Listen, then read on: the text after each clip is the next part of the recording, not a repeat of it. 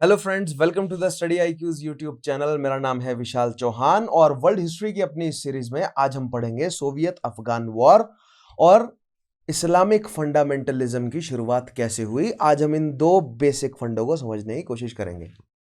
लेकिन आज के टॉपिक पर बढ़ने से पहले मैं स्टूडेंट्स को बताना चाहूंगा कि अगर उन्होंने अभी तक मेरे प्रीवियस सेशंस नहीं देखे हैं so make sure they watch all those previous sessions. Study IQ के चैनल पर जाइए, आपको वहां पर मेरे नाम से प्लेलिस्ट मिल जाएगी, या अगर आप सिंपली यूट्यूब के सर्च बार पर मेरा नाम लिखते हैं विशाल चौहान तो आप मेरे पिछले सेशंस को एक्सेस कर सकेंगे। अगर आप पिछले सेशंस लगातार थॉरली फॉलो करते हुए आएंगे तभी आप जुड़ सकेंगे मेरे पढ़ाने के फिलॉसफी से। आप समझ सकेंगे कि मैं ज़्यादा से ज़्यादा फैक्ट्स तो इकट्ठा कर ही रहे हूँ, ठीक है, अपने सेशन में, लेकिन हमारा मेन फोकस रहता है कॉन्सेप्ट बिल्डिंग पर, ताकि अगर आप किसी भी एग्जामिनेशन में बैठे तो एग्जामिनर आपको स्टंप ना कर सके। So make sure you watch all those previous sessions, और उन सेशंस में मैंने जो सवाल पूछे हैं उनके जवाब आप मुझे कमेंट के माध्यम से ज़रूर देंगे और अपना फीडबैक ज़रूर प्रोवाइड करेंगे कि आपको सेशंस अच्छे लगते हैं या बुरे लगते हैं, या जैसा भी आप फील करते हैं सेशन के बारे में, राइट। सो आइए शुरू करते हैं आज का हमारा सेशन। सो जैसा कि आप देख पा रहे हैं, हमें सोवियत अफगान वॉर पढ़ना ठीक है। तो ये वर्ल्ड वॉर टू के बाद की घटनाएं हैं, है ना। हम पोस्ट वर्ल्ड वॉर टू के बाद का जो एरा है मॉडर्न टाइम्स तक हम उसे समझने की कोशिश कर रहे हैं, और इसी बीच इस्लामिक फंडामेंटलिज्म की शुरुआत और डेवलपमेंट हुई। आज हमें यह भी समझना है, ठीक है। आज हम जो अफगानी सिविल वॉर है उसका प्रीलूड तैयार करेंगे और फिर हम अगले सेशन में सिविल वॉर भी समझने की कोशिश करेंगे। तो आइए शुरू करते हैं। सो देखिएगा, यहां पर सोवियत इन्वेजन ऑफ अफगानिस्तान पढ़ते हैं। तो आइए थोड़ा सा बैकग्राउंड प्रिपेयर करें। सो मैंने आपको बताया था पिछले सेशन में, हम थॉरली कवर कर चुके हैं कि वर्ल्ड वॉर टू के बाद दुनिया में कौन कौन सी बड़ी शक्तियां उभरी। वर्ल्ड वॉर टू के बाद यूएसए और यूएसएसआर दो बड़ी ग्लोबल शक्तियां निकली। यूके और फ्रांस का भ्रम स्वेज क्राइसिस में जाकर टूटा। उनको लग रहा था कि हम भी शक्तिशाली हैं, लेकिन यूके और फ्रांस का भ्रम जो है वो स्वेज क्राइसिस में जाके टूटा। लेकिन अगर आपको ध्यान होगा, मैंने मिडल ईस्ट के प्रति जो है वो रशिया, और वर्ल्ड वॉर वन से पहली जो ग्लोबल शक्ति थी कौन, यूके, उसके बीच में जो मिडल ईस्ट या जो अफगानिस्तान, ईरान या पाकिस्तान का जो एरिया है इसको कंट्रोल करने की होड़ लगी हुई थी। उसमें मैंने आपको बताया था कि 1907 में इनके बीच में एक ट्रीटी हुई थी जिसमें इन्होंने ईरान को बांट लिया था आपस में, और अफगानिस्तान पर भी कंट्रोल करने की कोशिश जो है वो 20th सेंचुरी की शुरुआत से ही रशिया कर रहा है, क्योंकि लेट 19th सेंचुरी से रशिया जो है वो अपने आप को इंडस्ट्रियलाइज करना रशिया ने शुरू किया, और रशिया के जो प्रोडक्ट्स हैं उसको बेचने के लिए वो आउटलेट ढूंढ रहा है। और मैंने आपको हमेशा से बताया है कि रशिया के पास कोस्टलाइन अच्छी नहीं है, ठीक है, क्योंकि रशिया के पास जो कोस्टलाइन है वो कहां कहां पर है। एक तो आर्कटिक ओशियन में, ठीक है, आर्कटिक की कोस्टलाइन है, बाल्टिक सी की कोस्टलाइन है इसके पास, और पैसिफिक की कोस्टलाइन है।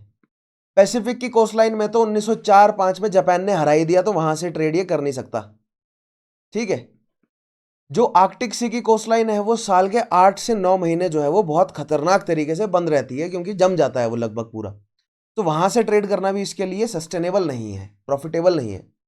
और बाल्टिक सी की जो कोस्टलाइन है वो इसको शेयर करनी पड़ती है बहुत ज्यादा, ठीक है, बाल्टिक राष्ट्रों के साथ। फिर स्कैंडिनेवियन राष्ट्र, डेनमार्क, और फिर नॉर्थ सी में अगर निकलते हैं तो वहां पर यूके बैठा है, ठीक है।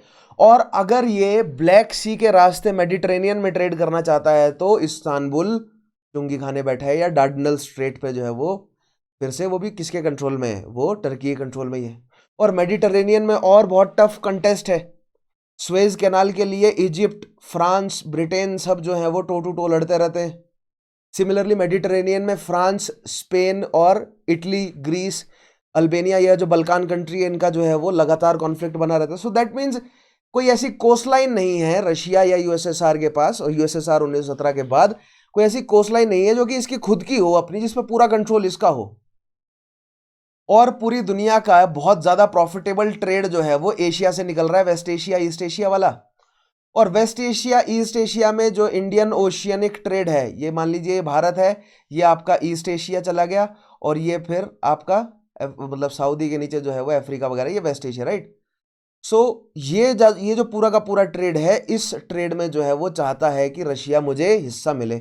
इसके लिए उसको ईरान और अफगानिस्तान की कोस्टलाइन, अफगानिस्तान के पास कोस्टलाइन थी, देखो कई जगहों पर ये कंटेस्ट रहता है, आज मैं एक मैप भी दिखाऊंगा आपको। अफगानिस्तान के पास कोस्टलाइन थी, लेकिन ईरान और पाकिस्तान के पास चली गई वो कोस्टलाइन। ठीक है, लेट्स जस्ट से। लेकिन ये कोस्ट लाइन बहुत जरूरी है उसके लिए, अरेबियन सी की या पर्शियन गल्फ की या रेड सी की कोस्ट लाइन किसी ना किसी तरह रशिया के कंट्रोल में आ जाए।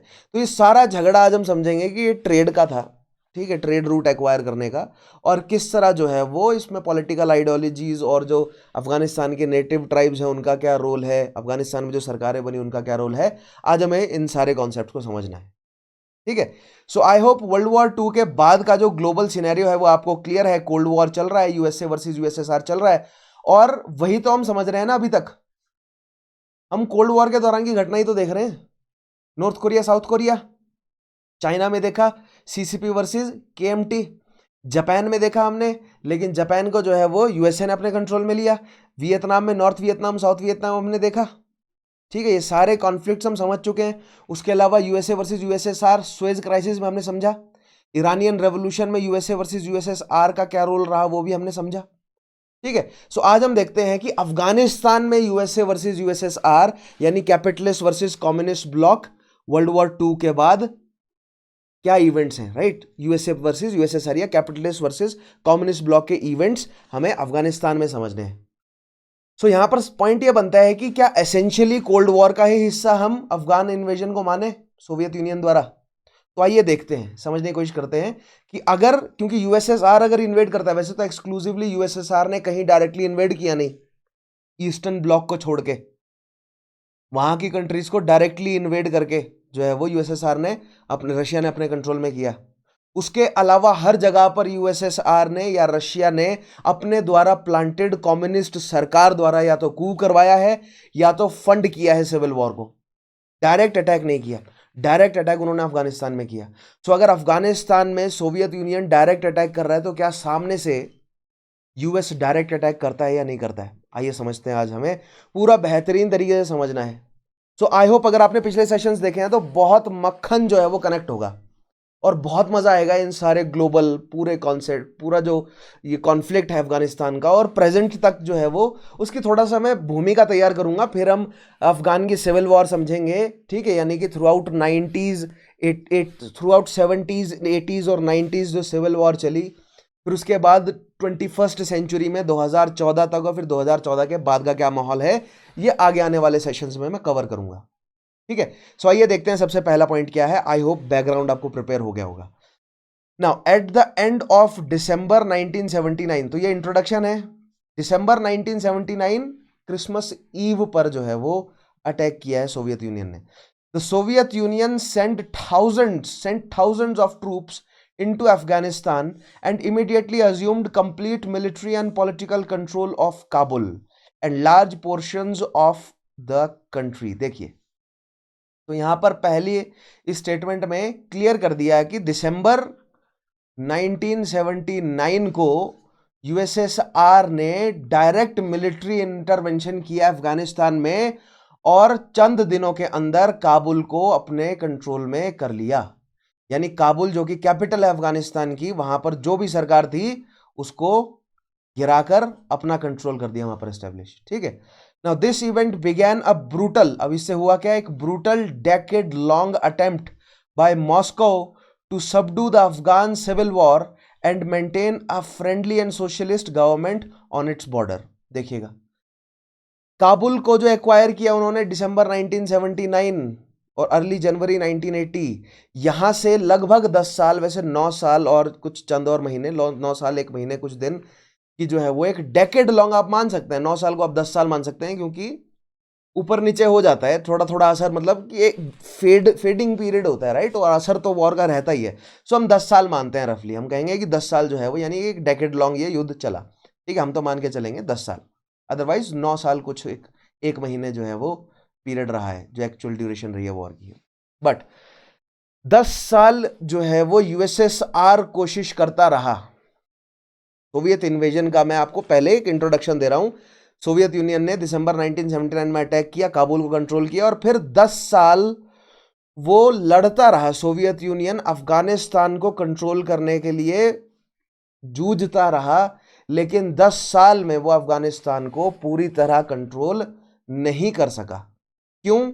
और क्योंकि जो युद्ध में कौन कौन जो है वो हिस्सेदार थे, यूएसएसआर थे, उसके अलावा अफगान की सरकार जो वहां पर एक सोशलिस्ट सरकार थी वो, और तीसरे वहां के मुजाहिदीन, यानी कि वहां के जो लोकल जो ट्राइबल लोग हैं या ट्राइबल जो वॉरलोड्स द्वारा जो फंडेड, अब किसने फंड किया धीरे धीरे वहां तक पहुंचेंगे, लेकिन वहां के ट्राइबल लोग जो वहां की सरकार के खिलाफ, देखिए यहां पर ट्रेंड समझना है आपको, जो ट्राइबल लोग हैं अफगानिस्तान के वो सरकार के खिलाफ लड़ रहे हैं, और जो यूएसएसआर है वो इन दोनों को दबाकर अपनी पपेट गवर्नमेंट, एक दूसरी पपेट गवर्नमेंट अफगानिस्तान में एस्टेब्लिश करने के मोटिव से अफगानिस्तान में आया है, इन्वेड किया है उसने, जो कि वो करने में कामयाब नहीं रहा।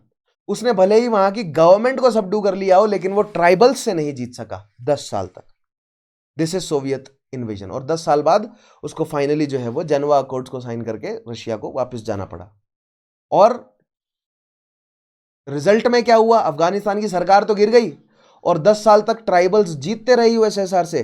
दैट मीन्स अब ट्राइबल्स का वहां पर बोलबाला हुआ, और फिर अफगानिस्तान से यूएसएसआर के जाने के बाद उन ट्राइबल्स में आपस में लड़ाई चलती रही कि अब सरकार कौन बनाएगा, जो कि अफगान का सिविल वॉर कहलाता है।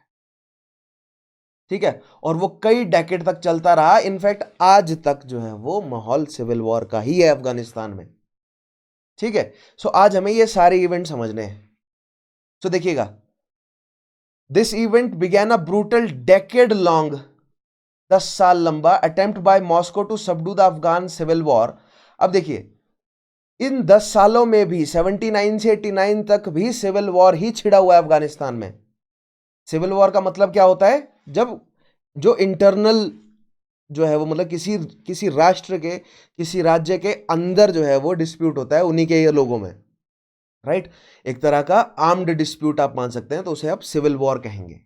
सो आर्म्ड डिस्प्यूट्स यानी कि अफगानिस्तान के अंदर जो अफगानिस्तान के जो ट्राइबल लोग हैं उनकी आपस में लड़ाई की, एक तो उनको अफगानिस्तान की सरकार गिरानी है, ठीक है, उससे छुटकारा चाहिए, और फिर यूएसएसआर सोवियत से भी, यूएसए से भी, सबसे उन्हें छुटकारा चाहिए, और अपना वहां पर एक इस्लामिक रिजीम वो एस्टेब्लिश करना चाहते हैं बेसिकली।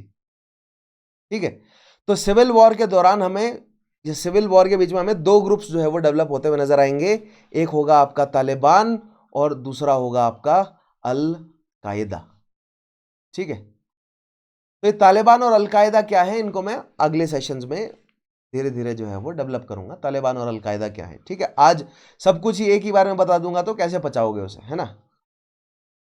देखिएगा नेक्स्ट, देखिए, तो सोवियत यूनियन हमेशा की तरह क्या बनाना चाहता है, सोशलिस्ट सरकार बनाना चाहता है, एक फ्रेंडली, एक डेमोक्रेटिक सरकार, जो कि अफगानिस्तान में थी भी, क्योंकि जो अंतिम शाह थे अफगानिस्तान के, उन्हीं के ही भतीजे ने उनको शक्ति से उतारकर, दाऊद ने, ठीक है, दाऊद खान ने उनको शक्ति से उतारकर खुद जो है वो प्रेसिडेंट, प्राइम मिनिस्टर बना बैठा, और फिर 78 में दाऊद खान को जो है वो पीडीपीए ने शक्ति से उतारा, और पीडीपीए जो है वो खुद एक republic of Afghanistan establish, people's republic of Afghanistan जो है वो एस्टेब्लिश करके बैठ गए।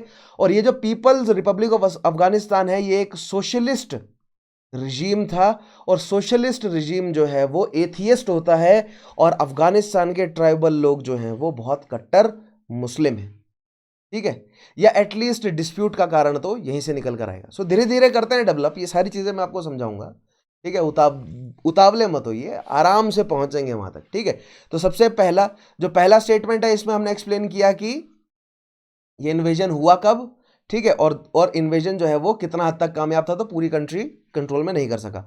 दूसरे जो स्टेटमेंट है, इसमें क्या बताया मैंने कि एक डेकेड लॉन्ग वॉर था, और हमने मोटिव बताया यूएसएसआर का कि वो एक सोशलिस्ट गवर्नमेंट वहां पर एस्टेब्लिश करना चाहते हैं, लेकिन वहां पर एक ऑलरेडी सोशलिस्ट गवर्नमेंट थी। ठीक है, तो आइए समझेंगे धीरे धीरे हुआ क्या। Now, it was a watershed event. Watershed event एक ऐसा इवेंट होता है जो कि आप कह सकते हैं टर्निंग पॉइंट है, या जहां से जो है वो नैरेटिव चेंज हो जाता है स्टोरी का। ठीक है, ऑफ कोल्ड वॉर, यहां से इसको एक टर्निंग पॉइंट कहा जाएगा कोल्ड वॉर का, क्योंकि 1989 में जाकर ये सोवियत इन्वेजन खत्म हुआ है, और ये जो 10 साल का सोवियत इन्वेजन है ना, इसने यूएसएसआर के रिसोर्सेस का इतना दोहन किया कि गोर्बाचेव जब 85 में शक्ति में आए हैं तो उनको लिबरल या थोड़ा सा जो है वो ओपन मार्केट की तरफ रुझान दिखाना पड़ा, ताकि वो यूएसएसआर की इकोनॉमी को पूरी तरह चकनाचूर होने से बचा सके, क्योंकि मैंने गोर्बाचेव के एफर्ट्स आपको बताए थे।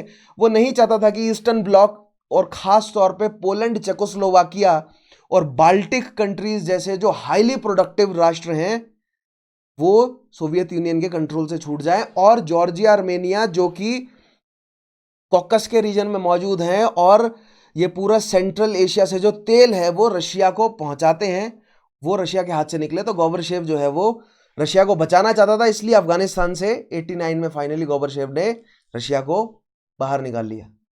ठीक है, तो ये मैंने आपको पिछले टॉपिक में बता दिया है, इसलिए आज उसका मैं इतना खास जिक्र नहीं करूंगा, राइट। लेकिन मैं एक्सपेक्ट करता हूं आपसे, अगर आप रेगुलरली फॉलो कर रहे हैं मेरे सेशंस को, तो मैं एक्सपेक्ट करता हूं कि पिछले सेशंस आपने देखे हो, पढ़े हो, समझे हो, राइट। और अगर नहीं देखे, पढ़े, समझे तो रिवाइज कीजिए जाके, तभी जाके आप आज के सेशन से थोरली कनेक्ट हो सकेंगे। क्योंकि मैं एक ही सेशन में पूरी राम कहानी नहीं समझाऊंगा, सेशन 3-3 घंटे के हो जाएंगे, आप कब पढ़ोगे, नहीं समझ पाएंगे आप। इसलिए मैं कोशिश करता हूं कि 1.5 से 2 घंटे का सेशन रहे, ठीक है। उसमें जो है वो एक रीजनेबल सेशन रहता है, 1.5 से 2 घंटे का, आप जो है वो समझ सकते हैं पूरे कॉन्सेप्ट को बढ़िया से, ठीक है। लेकिन प्रोवाइडेड कि आपने पिछले सेशंस देखे हों, इसीलिए मैं बार बार बोलता हूं कि पिछले सेशंस आपके लिए देखना बहुत जरूरी है। तो आइए आगे देखते हैं। So it was a watershed event of cold war, क्योंकि इसके बाद फिर कोल्ड वॉर खत्म हो गया इनफैक्ट, ठीक है। 1989, फिर 1990 और 1991 में तो फाइनली खत्म ही हो गया। Marking the only time the Soviet union invaded a country outside eastern block, eastern block के बाहर एकमात्र कंट्री अफगानिस्तान, जिसको ऑफिशियली यूएसएसआर ने इन्वेड किया या सोवियत यूनियन ने इन्वेड किया। A strategic decision met by nearly worldwide condemnation, जिसको सबने कंडेम किया। ऑब्वियसली सभी कंडेम करेंगे ही, क्योंकि कंडेम करने वाली पार्टी कौन है, यूएन और नेटो। वार्सो पैक्ट तो करेगा नहीं, वार्सो पैक्ट तो कमजोर हो चुका था, ठीक है। सोवियत यूनियन करेगा नहीं, क्योंकि दुनिया सोवियत यूनियन और नेटो में बटी हुई है, या यूएन और सोवियत यूनियन में बटी हुई है। वैसे यूएन में सोवियत यूनियन के मेंबर्स हैं, लेकिन हम भली भांति समझते हैं कि यूएन पर जो है वो यूएस का खासा इन्फ्लुएंस है, यानी कैपिटलिस्ट ब्लॉक का खासा इन्फ्लुएंस है। तो जितना भी कैपिटलिस्ट ब्लॉक है उसने जो है वो खुलकर निंदा करी, क्योंकि उस समय तो प्रोपेगेंडा का गेम चल रहा था और बहाना चाहिए था उन्हें तो निंदा करने का, और सोवियत इन्वेजन, ओपन जो सोवियत इन्वेजन है वो बहाना है। तो आप कहेंगे फिर सोवियत्स ने ऐसा क्या इंटरनेशनल मंच पर ऐसा क्या जो है वो एक्सक्यूज दिया कि क्यों वो इन्वेड कर रहे हैं, ठीक है। तो अगर आपको ध्यान से याद होगा ना, तो 1779 में रेवोल्यूशन ईरान में भी आई है, और ईरान में रेवोल्यूशन आने की वजह से वहां की जो सोशलिस्ट सरकार है उसकी जगह इस्लामिक रिजीम एस्टेब्लिश हो गया। तो डोमिनो थ्योरी ये कहती है कि अगर एक राष्ट्र इस्लामिक रिजीम में घुसा है, मतलब इस्लामिक रिजीम में कन्वर्ट हुआ है, तो उसके आस पड़ोस के भी होंगे।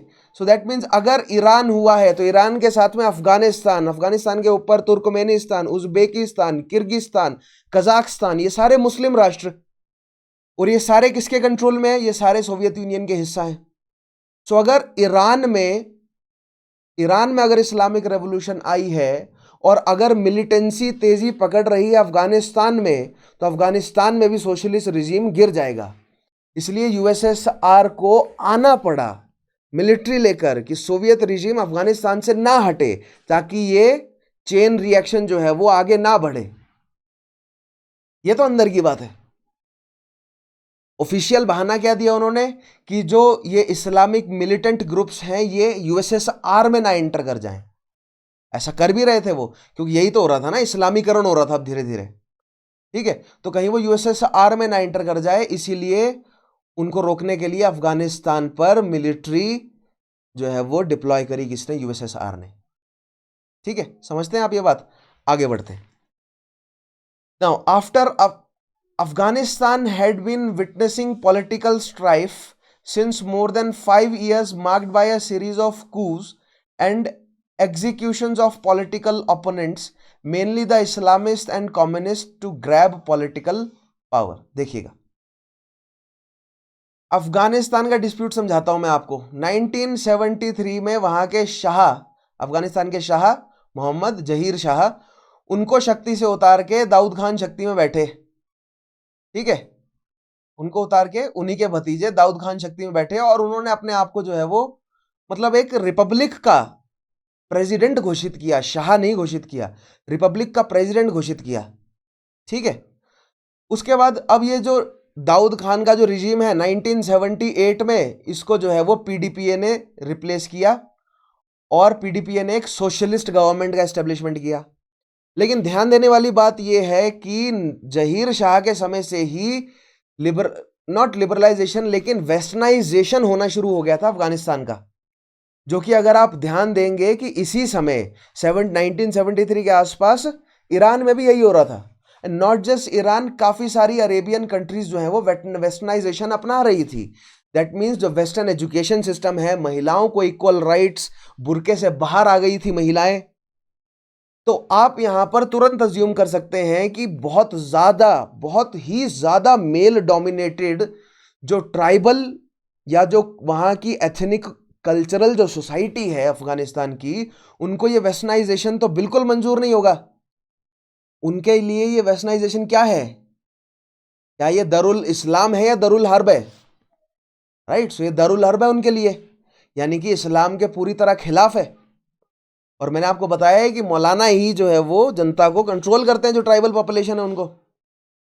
तो जो ट्राइबल पॉपुलेशन है उनको शहरों में मजदूरी करनी पड़ी। जब वो शहरों में मजदूरी करने आते थे तो देखते थे उनकी महिलाएं तो बुर्के से बाहर निकल गई हैं, शॉर्ट्स पहन रही हैं। उनके लिए वो हराम था, ठीक है, लीगल था। तो जो ट्राइबल पॉपुलेशन है उनके अंदर रिजेंटमेंट था। और जो through out 50s 60s 70s यानी वर्ल्ड वॉर 2 के बाद जो प्रोग्रेस है वो स्लो थी। यानी इंडस्ट्रियलाइजेशन तो हो रहा था लेकिन केवल सिलेक्टिव शहरों में। तो जैसे कि हैरात, काबुल और कंदाहर जैसे जो शहर हैं ये थोड़ा बहुत डेवलप कर रहे थे। लेकिन जो अन्य बाकी ट्राइबल पॉपुलेशन है, क्योंकि जो कि मेजॉरिटी अफगानिस्तान की आज भी ट्राइब्स में रह रही है, उन लोगों को ये डेवलपमेंट बिल्कुल पसंद नहीं था।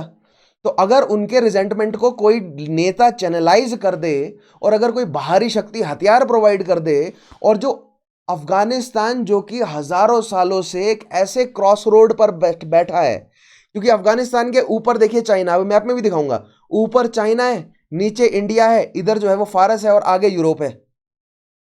अफगानिस्तान जो है बहुत इंपॉर्टेंट ट्रेड राउट में है। इनफैक्ट भारत से आने वाला मुल्तान और लाहौर से आने वाला जो ट्रेड रूट है और खैबर और बोलन दर्रे के रास्ते वो कंधार और काबुल पहुंचता है और वो मिलकर हैरात, फिर उसके रास्ते जो है वो फिर दमस्कस और फिर आगे जो है वो मतलब यूरोप में पहुंचते हैं। तो दैट मीन्स अफगानिस्तान बहुत इंपॉर्टेंट क्रॉस रोड पे है और बहुत पावरफुल सिविलाइजेशंस के क्रॉस रोड पे है। यानी अफगानिस्तान को कंट्रोल करने के लिए कॉन्फ्लिक्ट हमेशा से ही चलता रहा होगा, क्योंकि सिल्क रूट के लिए बहुत इंपॉर्टेंट है अफगानिस्तान। अफगानिस्तान में कुछ उग नहीं रहा, बहुत बैरन है, अफीम उग रही है बस, ठीक है, बड़े लेवल पर अफीम उग रही है। उसके अलावा अफगानिस्तान के लोगों को खाने के लाले पड़ जाएंगे अगर वो एक क्रॉस रोड पे ना होते तो, ठीक है। तो पॉइंट ये है कि अफगानिस्तान को कंट्रोल करने के लिए बहुत सारे लड़ाकू जो हैं वो आते रहे हैं समय बर समय, और वहां पर जो है वो अभी, या आप मान सकते हैं कि 19th या 20th सेंचुरी तक आते आते बहुत सारी लड़ाकू ट्राइब्स इकट्ठा हो गई थी। या थ्रू आउट मिडल एजेस और अर्ली मॉडर्न मतलब जो एज रहा है उसमें बहुत सारी लड़ाकू ट्राइब्स वहां पर इकट्ठा हैं। और मैंने आपको हमेशा से बताया है कि अफगानिस्तान को जीतने की सबने कोशिश करी। अफगानिस्तान पर इन्वेड करना आसान है क्योंकि रास्ता खुला हुआ है हर जगह से, लेकिन अफगानिस्तान को कोई राज नहीं कर पाता लंबे समय तक।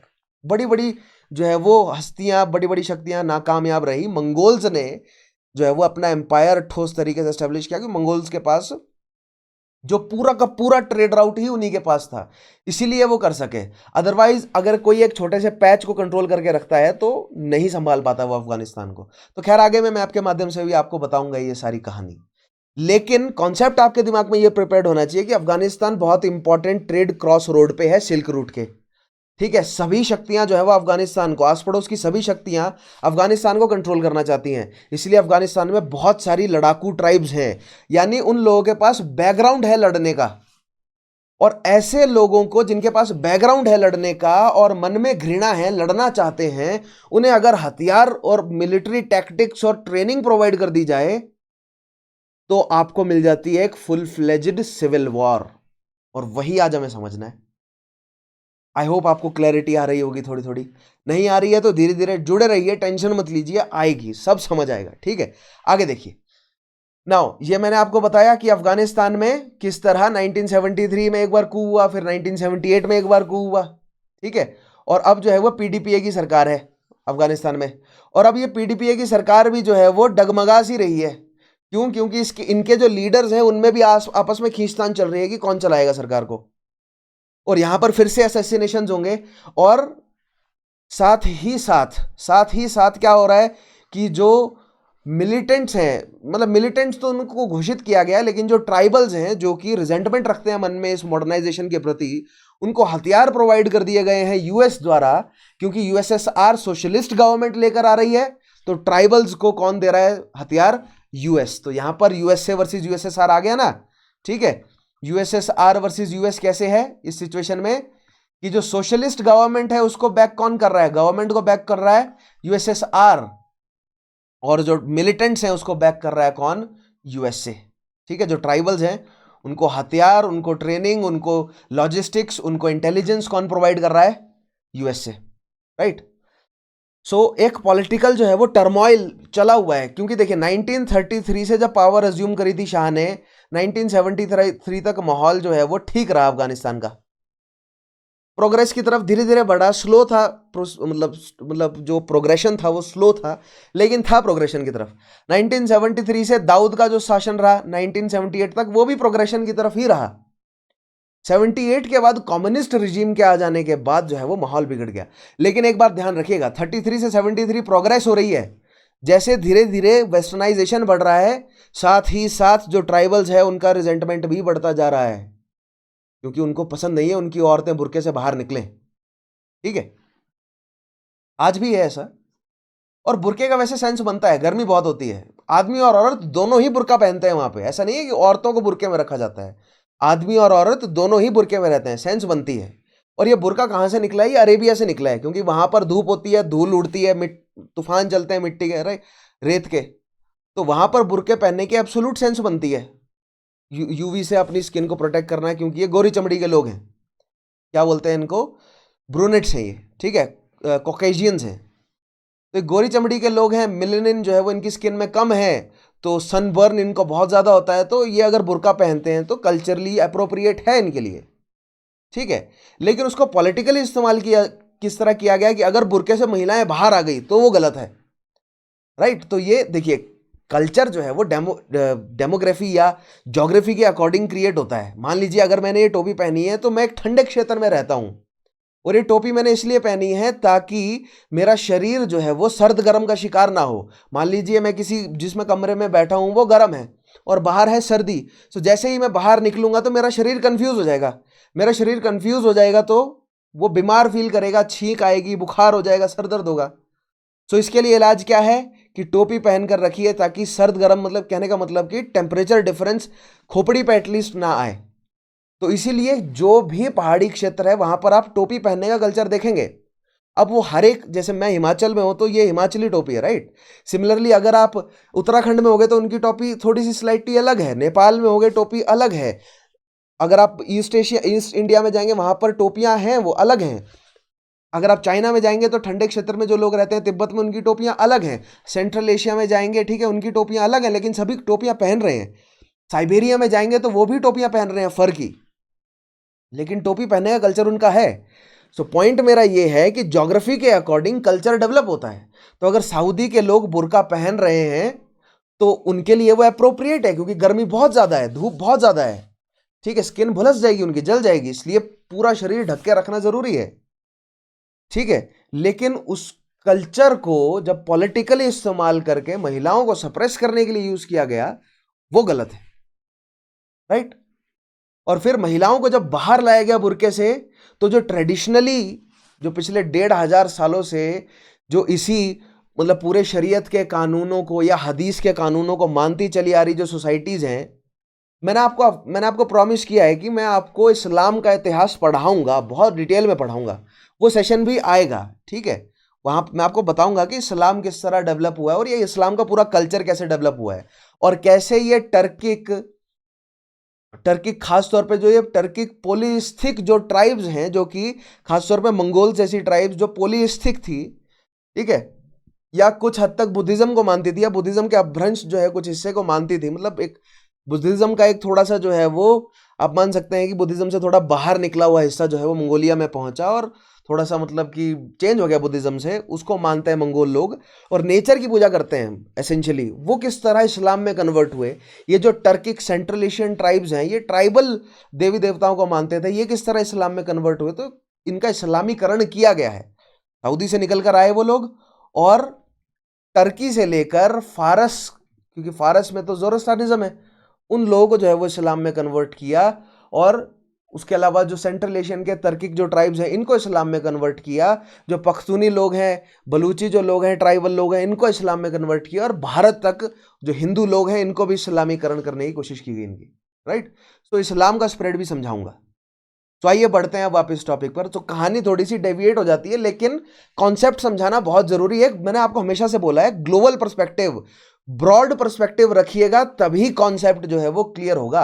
अदरवाइज फैक्ट्स बताने को तो बहुत सारे फैक्ट्स हैं इस पूरे सोवियत यूनियन और अफगान वॉर को लेकर। फैक्ट तो मैं आपको दुनिया भर के बता दूं, लेकिन उन फैक्ट्स के जोर पे आप प्री निकाल पाएंगे केवल, और वो भी आजकल मुश्किल हो गया है, कॉन्सेप्ट बेस्ड क्वेश्चन आ रहे हैं। लेकिन मेंस जो एक्चुअल लड़ाई है, आंसर राइटिंग, वो कैसे करेंगे अगर कॉन्सेप्ट्स नहीं होंगे आपके पास prepared. And not just about GS1, मैं केवल GS1 की बात नहीं कर रहा हूं, ये सभी कॉन्सेप्ट्स जो हैं वो आपके थ्रू आउट आपके मेंस में जहां भी आंसर राइटिंग करनी है, हर जगह मदद करेंगे। आपके ऐसे में भी, एथिक्स में भी, इंटरनेशनल रिलेशंस में भी, ठीक है। उसके अलावा अगर आप इकोनॉमिक्स कर रहे हैं तो वहां भी, हर जगह अगर आपके पास ग्लोबल पर्सपेक्टिव है तो हर जगह मदद करेगा, ठीक है। आइए आगे बढ़ते हैं। Now however, in the summer of 1978, Hafiz Ullah Amin, PDPA के लीडर हफीज उल्लाह अमीम, ठीक है, द डेप्यूटी प्राइम मिनिस्टर, किसके deputy prime minister? Noor Mohammad Taraki के, नूर मोहम्मद तारिकी के डेप्यूटी प्राइम मिनिस्टर थे। Received word that Babrak Karmal was leading to plot a overthrow, leading a plot to overthrow the communist supported Noor Mohammad Taraki regime। अब देखिए यहां पर जो है वो 1978 में कू हुआ, ठीक है, दाऊद की सरकार गिराई गई। दाऊद की सरकार को गिराकर नूर मोहम्मद तारिकी ने अपने आप को प्रीमियर घोषित किया और उनके डेप्यूटी प्राइम मिनिस्टर के रूप में काम किया किसने? हफीजुल्लाह अमीन ने, ठीक है। तो ये दो लोग जो हैं वो शक्ति में थे, और ये दो लोग जो शक्ति में थे, ये यूएसएसआर के सपोर्ट से इन्होंने दाऊद को गिराया है। ध्यान रखिएगा, ये कू जो है वो यूएसएसआर द्वारा फंडेड था ऑब्वियसली, लेकिन इन्होंने यूएसएसआर के प्रति जो है वो वफादारी अपनी डिनाउंस नहीं करी, लेकिन कम कर दी। तो अब यूएसएसआर ने जो है वो एक और कू करवाने के लिए किसको? बबराक करमाल को फंड करना शुरू किया, ठीक है। और ये बात अमीम को पता चल गई कि बबराक करमाल जो है वो NMT की सरकार गिराना चाहता है, नूर मोहम्मद तारिकी की। ये सब 1978 में ही हो रहा है, देख रहे हैं आप, इतनी जल्दी जल्दी रैपिडली सारी घटनाएं घट रही हैं ये, ठीक है। क्योंकि नूर मोहम्मद तारिकी जो है वो खेले खिलाए एक्सपीरियंस्ड पॉलिटिशियन थे और स्ट्रांग पॉलिटिशियन थे। तो वो यूएसएसआर के प्रति, यानी कि यूएसएसआर की पूरी तरह कठपुतली नहीं थे। और यूएसएसआर ने दाऊद की सरकार गिरवाई, कू करवाया, तो वो एक कठपुतली चाहते थे, और बबराक जो है वो उनके लिए कठपुतली था। तो बबराक को इंस्टॉल करने के लिए फिर से कू करवाना था। ये बात जो है वो अमीम को पता चल गई। तो अमीम ने ये सोचा कि बबराक NMT को मारना चाहता है, तो क्यों ना मैं दोनों की ही शक्ति को कमजोर करूं और खुद जो है वो प्राइम अथॉरिटी बन जाऊं, ठीक है। So Amin took the opportunity to purge and execute many of those who were suspected of the plot and consolidated his own power। देखिए, अमीन ने बबराक के बंदे मरवाए, साथ ही साथ अमीन ने जो है वो NMT का भरोसा भी जीता। लेकिन ये बात क्लियर हो गई थी कि NMT को कोई भी एग्जीक्यूट करने ही वाला है कुछ समय में, ठीक है, क्योंकि अमीन बहुत ज्यादा जो है वो क्या हो गया था? एम्बिशियस। अमीन चाहता था कि मैं शक्ति जो है वो अपने कंट्रोल में ले लूं और बाकी कोई ना हो, और यूएसएसआर से भी मैं डील करूं, ठीक है। यूएसएसआर NMT का सपोर्ट उन्होंने कू में किया था, वो सहमत थे NMT से। NMT कौन है? नूर मोहम्मद तारिकी। लेकिन नूर मोहम्मद तारिकी की स्ट्रांग पर्सनैलिटी के चलते पूरी तरह उनको पपेट नहीं बना पाए, इसलिए वो बबराक को चाहते थे शक्ति में। कौन? यूएसएसआर। और ये अमीन बैठा बैठा होने नहीं देना चाहता था, क्योंकि अमीन को पता था कि अफगानिस्तान के पास तेल है, हम बहुत इंपॉर्टेंट क्रॉस रोड पे है यूएसएसआर की, हमें यूएसएसआर की जरूरत कम है, यूएसएसआर को हमारी जरूरत है। क्योंकि हमें तो यूएसए भी सपोर्ट कर देगा अगर हमें इंडस्ट्रियलाइजेशन लाना है, क्योंकि हमारे पास तो तेल है, नेचुरल रिसोर्स है। तो हमें अगर इंडस्ट्रियलाइजेशन लाना है तो यूएसए भी सपोर्ट कर देगा, हम थोड़ा सा कम्युनिज्म का परचम नीचा कर देंगे। ठीक है। सो इन सारे समझ रहे हैं पूरा पूरा पॉलिटिकल सिनेरियो क्या चल रहा है। ऐसे में देखिए घटनाएं क्या घटी आगे। Now complicating matters further, this internal strife damaged the Kabul government's major national programme, namely to bring the communist revolution in their Islamic tribal areas beyond Kabul। 1978 में कू हुआ और जो एनएमटी की सरकार है वो ये चाहते थे कि शहरों पर नहीं, केवल कम्युनिज्म और सोशलिज्म का जो कंट्रोल है वो केवल शहरों पे ना हो, जो अफगानी ट्राइबल एरियाज है वहां तक पहुंचे, यानी आम जनता में बेस बने हमारा। ठीक है। अब यहां पर ध्यान दीजिएगा, सोशलिज्म जो है वो उसकी अप्रोच है एथियस्ट की, यानी सोशलिज्म जो है वो भगवान में नहीं मानता। ठीक है। और जो अफगानी ट्राइबल लोग हैं वो कट्टर क्या हैं, इस्लामिक। सो कट्टर इस्लामिक लोगों को जब ये दिखा कि उनका धर्म पर, समझ रहे हैं, धर्म पे ही तो सारा खेल चल रहा है इस्लाम में। इस्लाम ने एक्सपेंड धर्म के युद्ध यानी जिहाद के नाम पर ही तो किया है। और जिहाद मैंने आपको एक्सप्लेन किया कि जिहाद जो है वो शासकों द्वारा इस्तेमाल किया जाता है पॉलिटिकल और इकोनॉमिक गेन्स के लिए, लेकिन वो आम जनता को थोड़ी पता चलता है। आम जनता को तो ये लगता है कि हम अगर जिहाद में जीत गए तो खुम्स के नाम पर हमें 5 में से चौथा हिस्सा मिल जाएगा, और अगर हार गए तो स्वर्ग मिलेगा, जन्नत मिलेगी हमें, जहां पर 72 वर्जिन्स हमारा इंतजार कर रही होंगी। ठीक है। तो ये जो वहम है ये तो ट्राइबल पॉपुलेशन के मन में पिछले 1500 सालों से डला ही हुआ है। तो जो अगर कोई आइडियोलॉजी 1500 सालों से किसी कम्युनिटी में प्रेवलिंग है तो वो सच्चाई बन जाती है। सजेशन थेरेपी कहते हैं या सजेशन थ्योरी बोलते हैं या इसे प्लेसिबो इफेक्ट कहते हैं। ठीक है। तो ये ट्राइबल लोगों की सच्चाई बना हुआ है इस्लाम, क्योंकि पूरा का पूरा सोसाइटी उनका उसी के, ठीक है, कलेक्टिव कॉन्शियसनेस कहा जाता है इस कॉन्सेप्ट को, कि उन पूरा का पूरा उनका ट्राइबल कम्युनिटी चल ही रहा है इसी बिलीफ पर, तो वो उनके लिए सच्चाई है इस्लाम। और अगर एनएमटी और उनका सोशलिज्म अचानक से आकर कहता है कि इस्लाम छोड़ो, हम सोशलाइज कर रहे हैं सब कुछ, ठीक है, आपको एथिज्म, आपको जो है ऐसी एजुकेशन दी जाएगी जिसमें एथिज्म पढ़ाया जाएगा, आपकी महिलाओं को बुर्के से बाहर निकाला जाएगा, उनको वेस्टर्न कपड़े पहनने की इजाजत दी जाएगी। सो ट्राइबल लोगों को तो साफ साफ लगा कि ये हमारे इस्लाम के खिलाफ है, तो इसके खिलाफ हम क्या करेंगे, जिहाद करेंगे, धर्म युद्ध करेंगे। सो ऐसा इस्लामिक व्यक्ति जो जिहाद करता है उसे कहते हैं, और उसका पूरा दीन इनाम ही जिहाद, मतलब उसका दीन और ईमान ही जिहाद बन जाता है, तो उसको कहा जाता है मुजाहिदीन। और मुजाहिद एक ऐसा व्यक्ति है जो जिहाद करता है, और जिन लोगों का दीन कहने का मतलब जिसकी फॉलोइंग, जिसका धर्म ही मुजाहिद है यानी जिहाद करना, वो है मुजाहिदीन। तो यहां से मुजाहिदीन उभर कर आते हैं। और ये मुजाहिदीन कब से हैं, शाह के टाइम से ही है, ये जहीर शाह के टाइम से, क्योंकि डेवलपमेंट का जो फेज है वो तो उसी ने ही शुरू कर रखा है।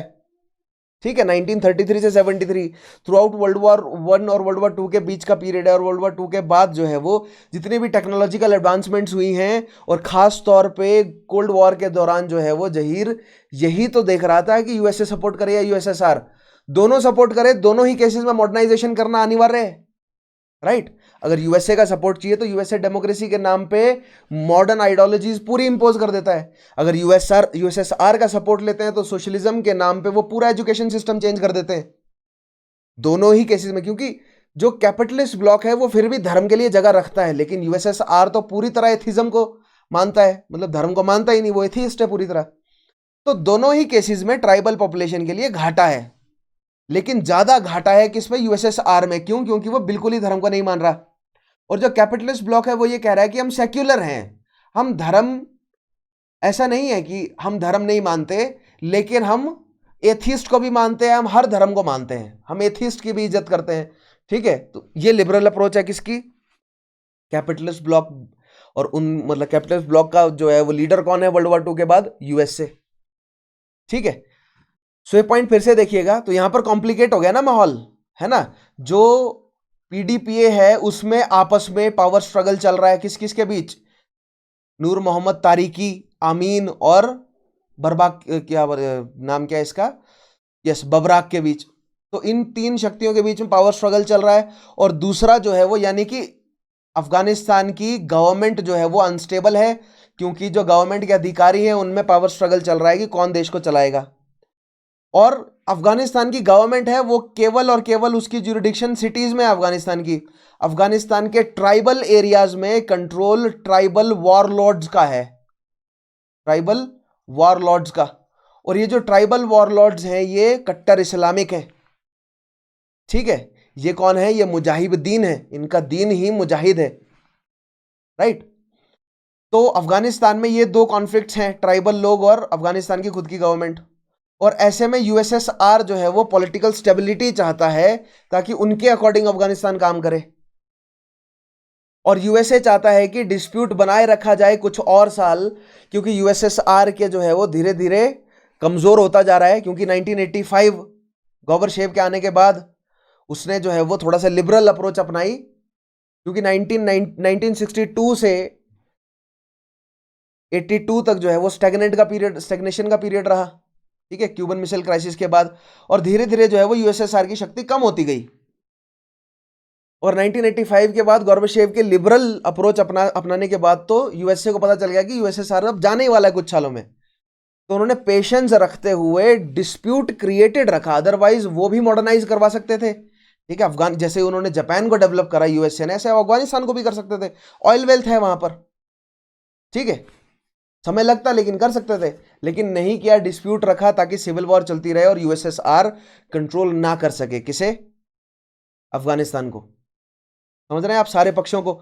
ईरान की तरफ से क्या डिस्प्यूट है 79 में? ईरान में इस्लामीकरण हो गया, ऐसा ना हो कि अफगानिस्तान में भी इस्लामीकरण हो जाए, क्योंकि अफगानिस्तान की जो सोशलिस्ट पार्टी है वो लड़खड़ा रही है, इसीलिए मिलिट्री इनकर्शन करना पड़ा ताकि खुद जाकर जो है वो एक स्ट्रॉन्ग सोशलिस्ट रिजीम एस्टेब्लिश किया जाए। लेकिन पहले जो है वो ट्राइबल पॉपुलेशन को सबडू किया जाए, वॉरलॉर्ड्स को हराया जाए, वॉरलॉर्ड्स को जो है वो अपने अकॉर्डिंग मोल्ड किया जाए, सोशलिज्म के अकॉर्डिंग। और वॉरलॉर्ड्स को कंटिन्यूअस फंडिंग जो है वो कौन देता जा रहा है? यूएसएसआर के खिलाफ। आई होप आप समझते होंगे सारे फंडे, ठीक है। अगर मैं आपको क्लियर नहीं कर पा रहा हूं फंडे तो मुझे कमेंट्स में बताइए, ठीक है। वैसे ये सेशन लाइव नहीं होते, प्रीमियर होते हैं, लेकिन साइड में जो कमेंट चैट बॉक्स चलता है उसमें ऊटपटांग बातें करने के बजाय जो मैं सेशन में बोल रहा होता हूं, अगर कोई बात समझ नहीं आ रही होती है तो मुझे बता दिया कीजिए, ठीक है। क्योंकि भले ही ये लाइव सेशन ना हो, लेकिन जब सेशन प्रीमियर होता है तब मैं नजर रखता हूं कि कौन बच्चा क्या बोल रहा है, ठीक है। तो अगर आपका कोई डाउट होता है तो वहां पर मेंशन कर दिया कीजिए ताकि मैं अगले सेशन में उस डाउट को रिजॉल्व कर सकूं।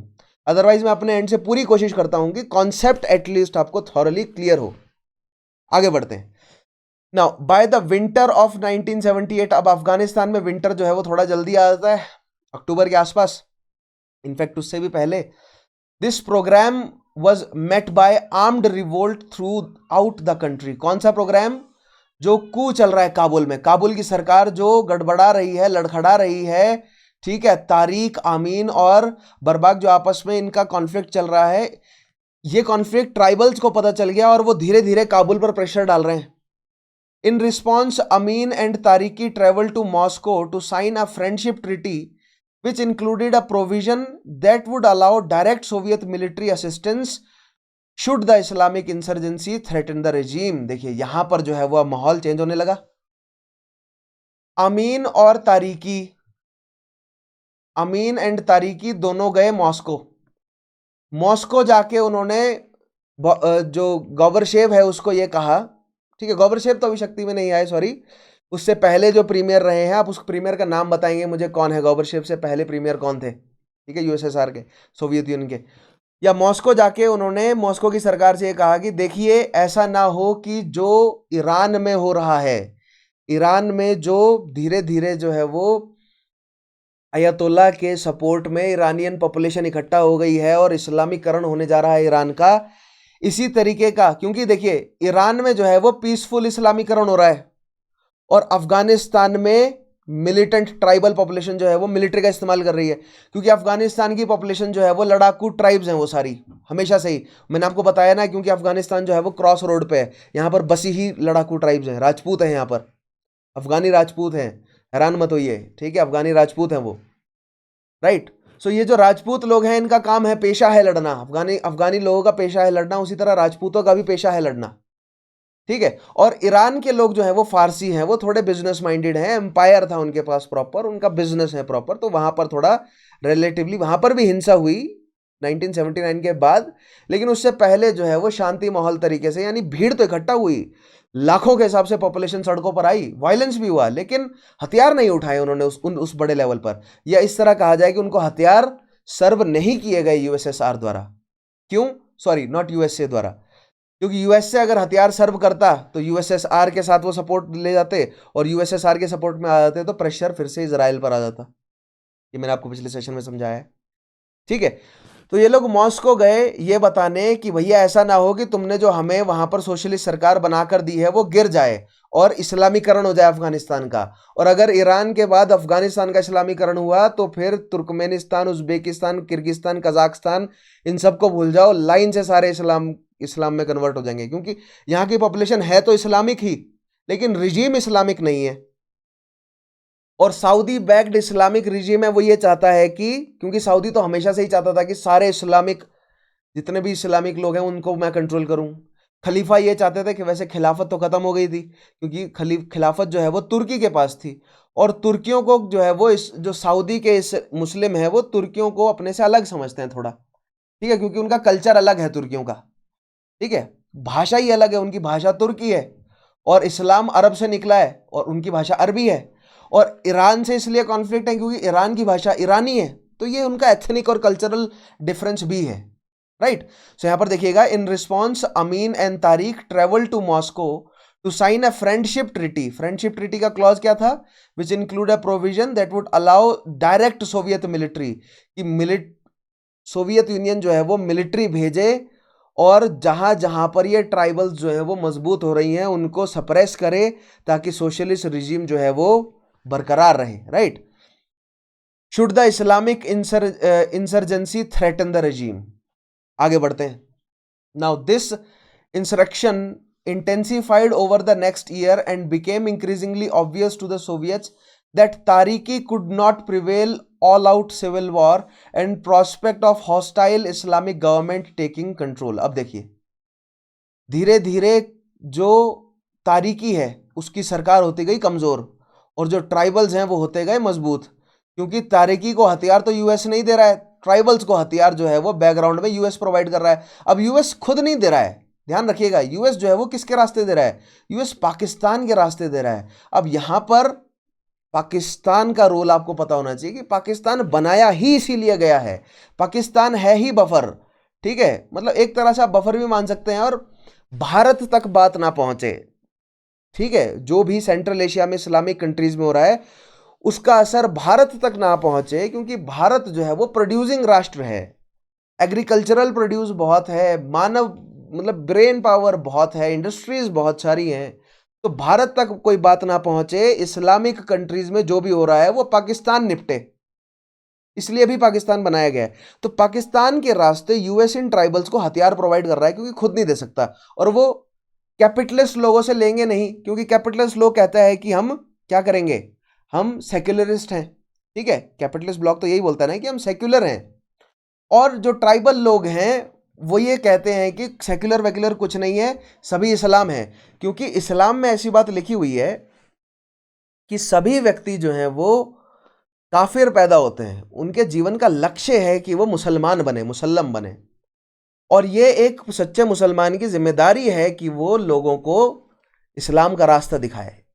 तो इस तरह के फंडे देकर ही जिहाद करवाया जाता था, तो ये फंडे डलवाए गए हैं। मोहम्मद ने इस तरह की कोई बात खुले तौर पर नहीं कही है, जिक्र किया है मोहम्मद ने, ठीक है, काफिर क्या है और काफिर किस तरह इस्लाम के रास्ते में जाएंगे, लेकिन जोर जबरदस्ती से नहीं। अगर खुद सेल्फ अवेयरनेस उनमें जागती है, ठीक है, तब तो वो इस्लाम कबूल करें, जोर जबरदस्ती से ना करें, ठीक है। लेकिन जो ट्राइबल लोग हैं वो तो यही कहते हैं जोर जबरदस्ती से करवाएंगे, इसलिए वो यूएस से डायरेक्टली खरीदने से कतराते हैं, लेकिन पाकिस्तान जो कि एक इस्लामिक राष्ट्र है उससे वो हथियार खरीद सकते हैं, उससे वो ट्रेनिंग ले सकते हैं, और पाकिस्तान को वो सब कौन प्रोवाइड कर रहा है? यूएस। क्या ये सब बातें भारत को पता है? जी हाँ, बिल्कुल भारत को ये सब बातें पता थी उस समय कि ऐसा हो रहा है, पाकिस्तान ऐसा कर रहा है। इसीलिए पाकिस्तान को अलग भी किया गया कि पाकिस्तान के रास्ते, क्योंकि पाकिस्तान रिलेटिवली, पाकिस्तान के पास थोड़ी हरी भरी भूमि भी थी, तो उसके पास एग्रीकल्चरल प्रोड्यूस भी था, और कराची, काबुल, कराची, लाहौर, पेशावर जैसे इंपॉर्टेंट जो है वो इंडस्ट्रियलाइज्ड शहर भी थे। मतलब नॉट जस्ट इंडस्ट्रियलाइज्ड, लेकिन ऐसे शहर थे जो कि इंडस्ट्रियलाइज्ड कर सकते थे अपने आप को। ठीक है, उन लोगों में वो एप्टीट्यूड था, क्योंकि थोड़ा सा वेस्टर्नाइजेशन हो गया था, क्योंकि ब्रिटेन के वहां पर रहते रहते ही अब ब्रिटिश राज में वेस्टर्न एजुकेशन प्राप्त कर चुकी थी काफ़ी पॉपुलेशन, जो कि अफगानिस्तान में नहीं करी थी। इसलिए पाकिस्तान का इस्तेमाल किया जाना यूएस के लिए लाजमी था। भारत का हिस्सा होता तो भारत करने नहीं देता, सिंपल सी बात है। अगर पाकिस्तान भारत का हिस्सा होता तो भारत ऐसा करने ही नहीं देता अफगानिस्तान के। भारत जो है वो अफगानिस्तान के साथ कुछ अच्छा जो है वो टाई अप करके रखता, और पाकिस्तान अगर भारत का हिस्सा होता तो भारत की भूमि पर कोई और जो है वो ट्रेन कर ही नहीं सकता था सैनिकों को। भारत मजबूत राष्ट्र है, पाकिस्तान कमजोर था। ठीक है, आगे बढ़ते हैं। Now by mid 1979 Moscow was searching to replace the Taraki and Amin. अब मॉस्को को ये लगा, मॉस्को के पास गए थे, है ना, यानी कि सोवियत यूनियन गए थे, तारिकी और अमीन, बताया था कि भैया हमसे कंट्रोल नहीं हो रहा, मदद करने आओ। तो अब देखो, आपने जो है वो, मान लीजिए आपने किसी व्यक्ति को अपॉइंट किया है कहीं किसी नौकरी पे, और अगर वो अपना काम ठीक से नहीं कर रहा है, आपसे कह रहा है कि मेरी मदद करो, लेकिन उसने अपने रिज्यूमे में लिख कर दिया था कि मैं एक्सपर्ट हूं काम करने में, तो आप क्या करेंगे? आप तुरंत उसे नौकरी से हटाएंगे, किसी और को अपॉइंट करेंगे। तो वही यूएसएसआर ने किया। यूएसएसआर को दिखा कि यह तारीख की बस की बात नहीं है, तो हमें जो है वो नया बंदा बिठाना है। हेंस जो बरबाक को अपॉइंट करने की बात चली थी, जो कि अमीन को पता चल गया था। And dispatched combat troops to Bagram air base outside of Kabul. ठीक है, सो यहां पर यूएसएसआर को पता चला कि नहीं, अब जो अमीन और जो तारीकी है इसकी सरकार हटानी पड़ेगी। लेकिन शक्ति से कौन उतरना चाहता है? अगर यूएसएसआर आमीन और तारकी को शक्ति से उतारने के लिए आएंगे तो ये विरोध करेंगे। इसलिए यूएसएसआर ने पहले अपने कॉम्बैट ट्रूप्स जो हैं वो भेजे कहां पर? काबुल के नजदीक जो एयर बेस था बगराम में यूएसएसआर का, उस समय कोल्ड वॉर के दौरान, वहां पर अपने सैनिक भेजे कि मिलिट्री कूप करवा के, ठीक है, बारबाग का साथ देंगे और बारबाग से मिलिट्री कूप करवाकर जो है वो तारिकी और अमीन को शक्ति से हटा लेंगे। ऐसा यूएसएसआर का प्लान था।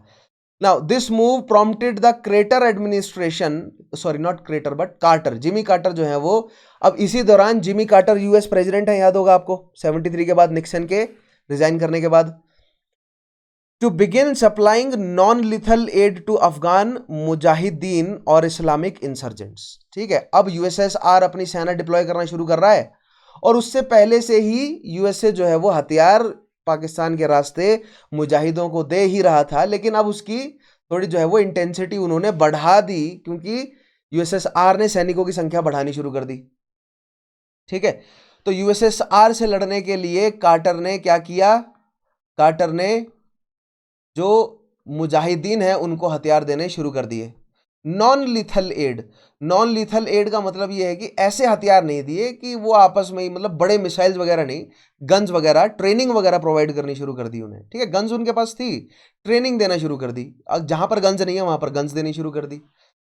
मान लीजिए वो चप्पलों में घूम रहे हैं, वो कत्तर के यानी कि कपड़े के जूते पहन रहे हैं, तो उनको कॉम्बैट बूट्स वगैरह प्रोवाइड किए, उनको मतलब कि सिखाया कि किस तरह जो है वो, मतलब मिनिमलिस्टिक अप्रोच प्रोवाइड करेगी, क्योंकि आपको जब आप युद्ध के समय होते हैं तो कम से कम खर्चे में ज़्यादा से ज़्यादा फायदा निकालना होता है, तो मिनिमलिस्टिक अप्रोच रहती है युद्ध में, वो सब सिखाया।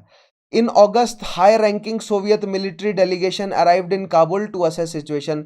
ठीक है, एडवाइजर्स की एक टीम जो है वो काबुल आई देखने की क्या चल रहा है अगस्त में। अभी इस समय देखिए तारिकी और आमीन दोनों शक्ति में है। अब आमीन को यह लग रहा है कि जो बरबक है वो शक्ति में आ जाएगा, और तारिकी को हटाकर बरबक शक्ति में आएगा, और मैं फिर भी सेकंड रैंक ही रह जाऊंगा। ठीक है, तो आमीन ने यह सोचा कि मैं एक काम करता हूं, मैं तारिक को मरवा देता हूं, तारिकी को मरवा देता हूं, उसकी जगह खुद जो है वो शक्ति पे आ जाता हूं, और अगर मैं शक्ति में आ गया तो आमीन को ये ओवर कॉन्फिडेंस था कि मेरे पास इतना सपोर्ट है कि मैं यूएसएसआर को मना लूंगा कि वो अब बरबक को शक्ति में ना बिठाए। मैं ही वो व्यक्ति हूं, जिस व्यक्ति को आप बरबक में ढूंढ रहे हैं ना, वो मैं हूं एक्चुअली। ठीक है, तो वो बरबक शक्ति में ना आए, मैं आपके लिए सारे काम करके दूंगा। ठीक है, ऐसा कुछ जो है वो आमीन ने सोच के बैठा हुआ। अब देखिएगा, US official interpreted this mission as one last Soviet attempt to shore up Taraki regime and also an opportunity device for military take over. देखिए, यूएसएसआर अपनी सैन्य प्रेजेंस काबुल में बढ़ा रहा था।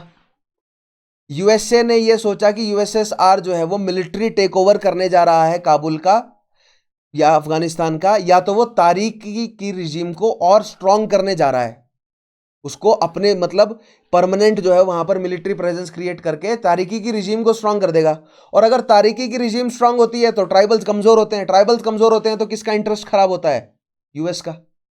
ठीक है, but this calculus was bound to change. ये सारी कैलकुलेशंस जो हैं वो अभी स्पेकुलेशंस थे, सब जो है वो बदल गया। कब? जब Amin sense the Soviet mission was design to strengthen Taraki at his expense. Amin को जब पता चला कि तारिकी को स्ट्रांग कर सकते हैं, या तो बरबक को बिठा देंगे या तो तारिकी को ही स्ट्रांग करेंगे, मुझे शक्ति नहीं मिलेगी।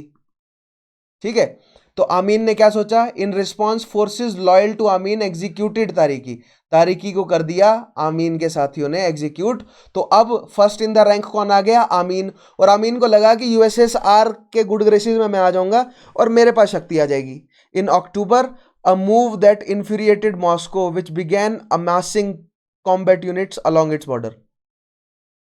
तारिकी के असैसिनेशन से जो यूएसएसआर जो प्लान करके बैठा हुआ था वो प्लान उनका खराब हो गया। सो आमीन से यूएसएसआर भड़क गया। सो अब आमीन के प्रति जो है वो यूएसएसआर ने अपनी सेनाएं उतारनी शुरू कर दी। या इस तरह भी पुट कर सकते हैं कि यूएसएसआर ने एंटिसिपेट किया था कि इस तरह का कुछ ना कुछ होगा, या तो तारिकी आमीन को मार देगा, या तो आमीन तारिकी को मार देगा, या तो बरबाक को हम बिठा देंगे, वो दोनों को मार देगा।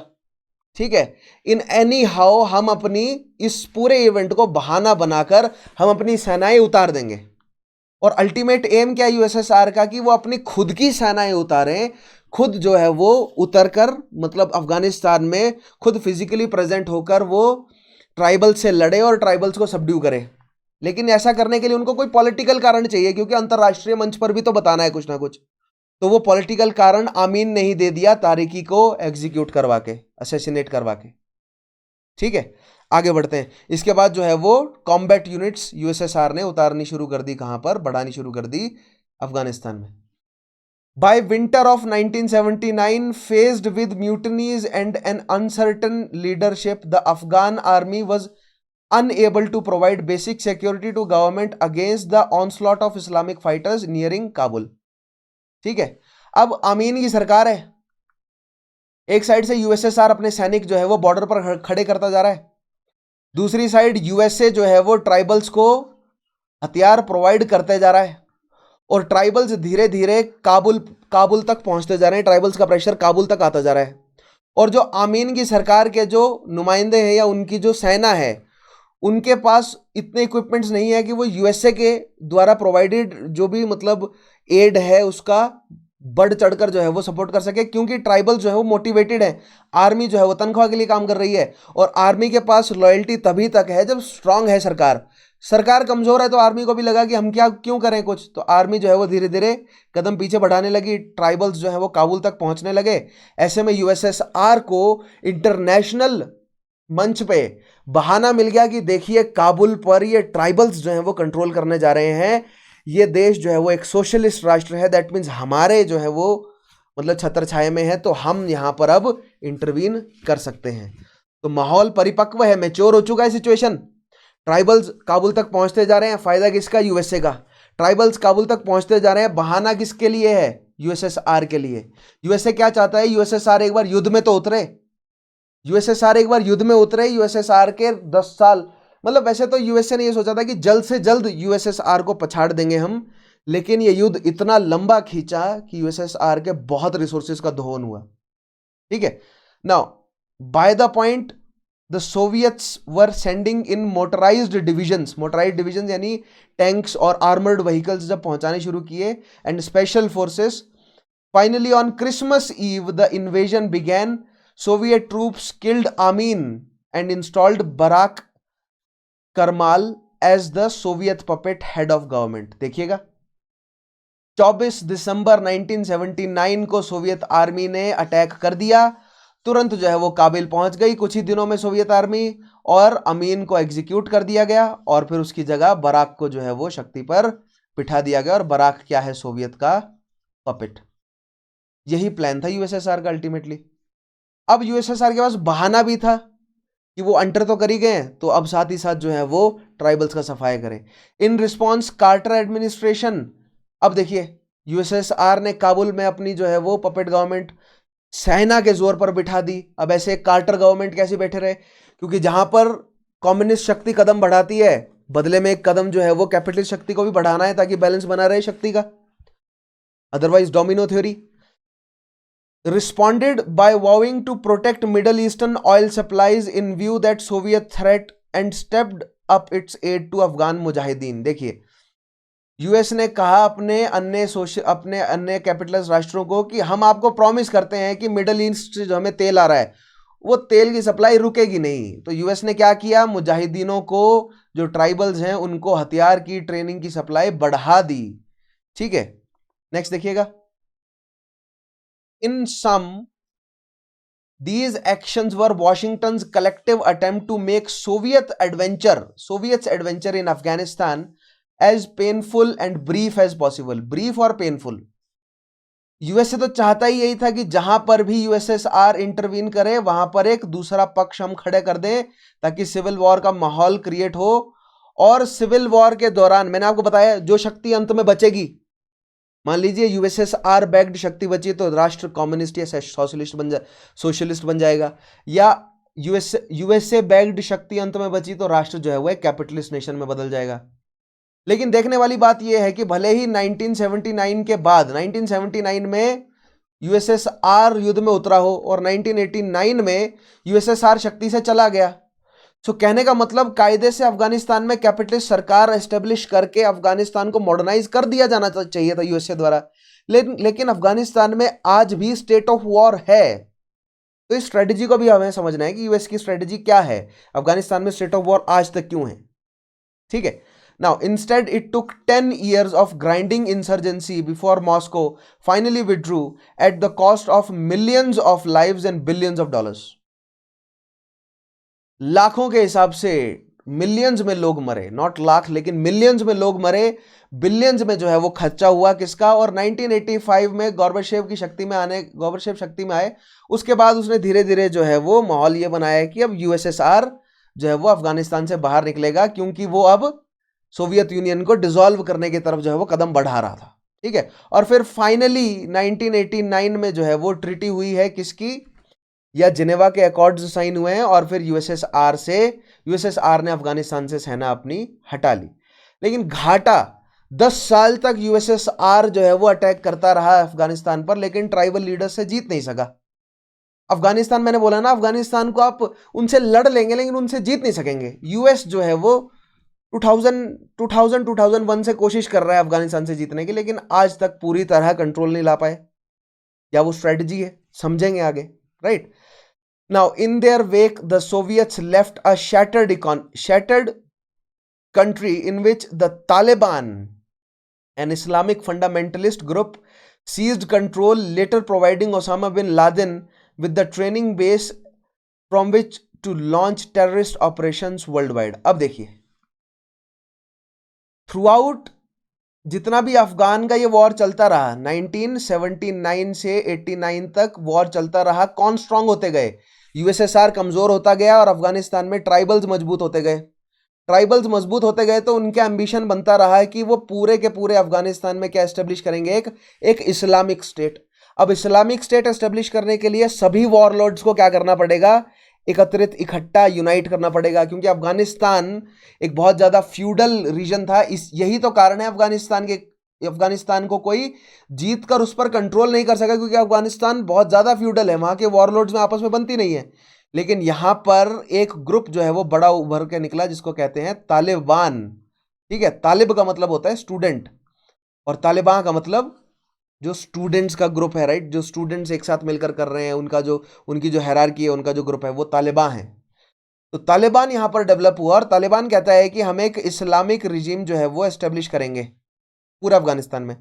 लेकिन तालिबान के अलावा अन्य भी इन 10 सालों में और भी वॉरलॉर्ड्स हैं जैसे दोस्तम, ठीक है, एक वॉरलॉर्ड्स का ग्रुप है दोस्तम का, वो भी जो है वो चाहता है कि हम अपने हाथ में कंट्रोल रखें, ठीक है। तो यहां पर खींचतान जो है वो अफगानिस्तान में बनी हुई है, और सभी को फंड कौन कर रहा है? सभी को फंड जो है वो कर रहा है यूएसए, ऑब्वियसली। तो Taliban was in fact funded by USA, लेकिन जब तालिबान को इनफ शक्ति मिल गई तो तालिबान को लगा कि जब हम कम्युनिस्ट को अफगानिस्तान से भगा सकते हैं तो कैपिटलिस्ट को पूरी दुनिया से क्यों नहीं भगा सकते, या एटलीस्ट अरब रीजन से कैपिटलिस्ट को क्यों नहीं भगा सकते, ठीक है। तो तालिबानों ने अपनी बातें मनवाने के लिए फिर टेररिस्ट अटैक्स करने शुरू किए, सुसाइड बॉम्बिंग्स करानी शुरू करी, जिससे हमें एक series of terrorist attacks through out 1980s, through out 1990s, through out 2000s नजर आए हैं, ठीक है, जिनकी इंटेंसिटी 1980s और 1990s में ज्यादा थी, 2000s में उनकी इंटेंसिटी कम हो गई, क्योंकि ओसामा बिन मतलब तालिबान धीरे धीरे जो है वो कमजोर हो गया। तालिबान के पैरेलल जो है वो एक और शक्ति ओसामा बिन लादेन ने शुरू करी थी, अलकायदा, ठीक है। तालिबान ने सपोर्ट दिया था, ओसामा बिन लादेन को रहने की जगह दी थी। ओसामा बिन लादेन ने सऊदी की लादेन फैमिली, सऊदी मतलब आप ये मान के चलिए कि सऊदी को बनाया लादेन फैमिली ने। लादेन फैमिली एक बहुत बड़ा कंस्ट्रक्शन ग्रुप है सऊदी का, और बहुत पैसा उनके पास, बहुत बड़ी फैमिली है, बहुत रेप्यूटेड फैमिली है। उनमें से उनका एक लड़का जो है वो ओसामा टेररिज्म की तरफ बढ़ गया, या इस डायरेक्शन में बढ़ गया, फंडामेंटलिज्म की तरफ बढ़ गया। सो आइए फंडामेंटलिज्म को समझते हैं क्या है, ठीक है। लेकिन पहले इन मैप्स के माध्यम से इन सारे इवेंट्स को मैं आपको समझा दूं, फिर इस्लामिक फंडामेंटलिज्म की तरफ बढ़ेंगे, फिर उसके बाद हम अफगानी सिविल वॉर को समझेंगे, अलकायदा को समझेंगे, तालिबान क्या है, इन सब को हम डिटेल में समझेंगे, ओसामा बिन लादेन वगैरह क्या है। लेकिन उस लेवल तक पहुंचने के लिए हमें इस्लाम का इतिहास पढ़ना पड़ेगा।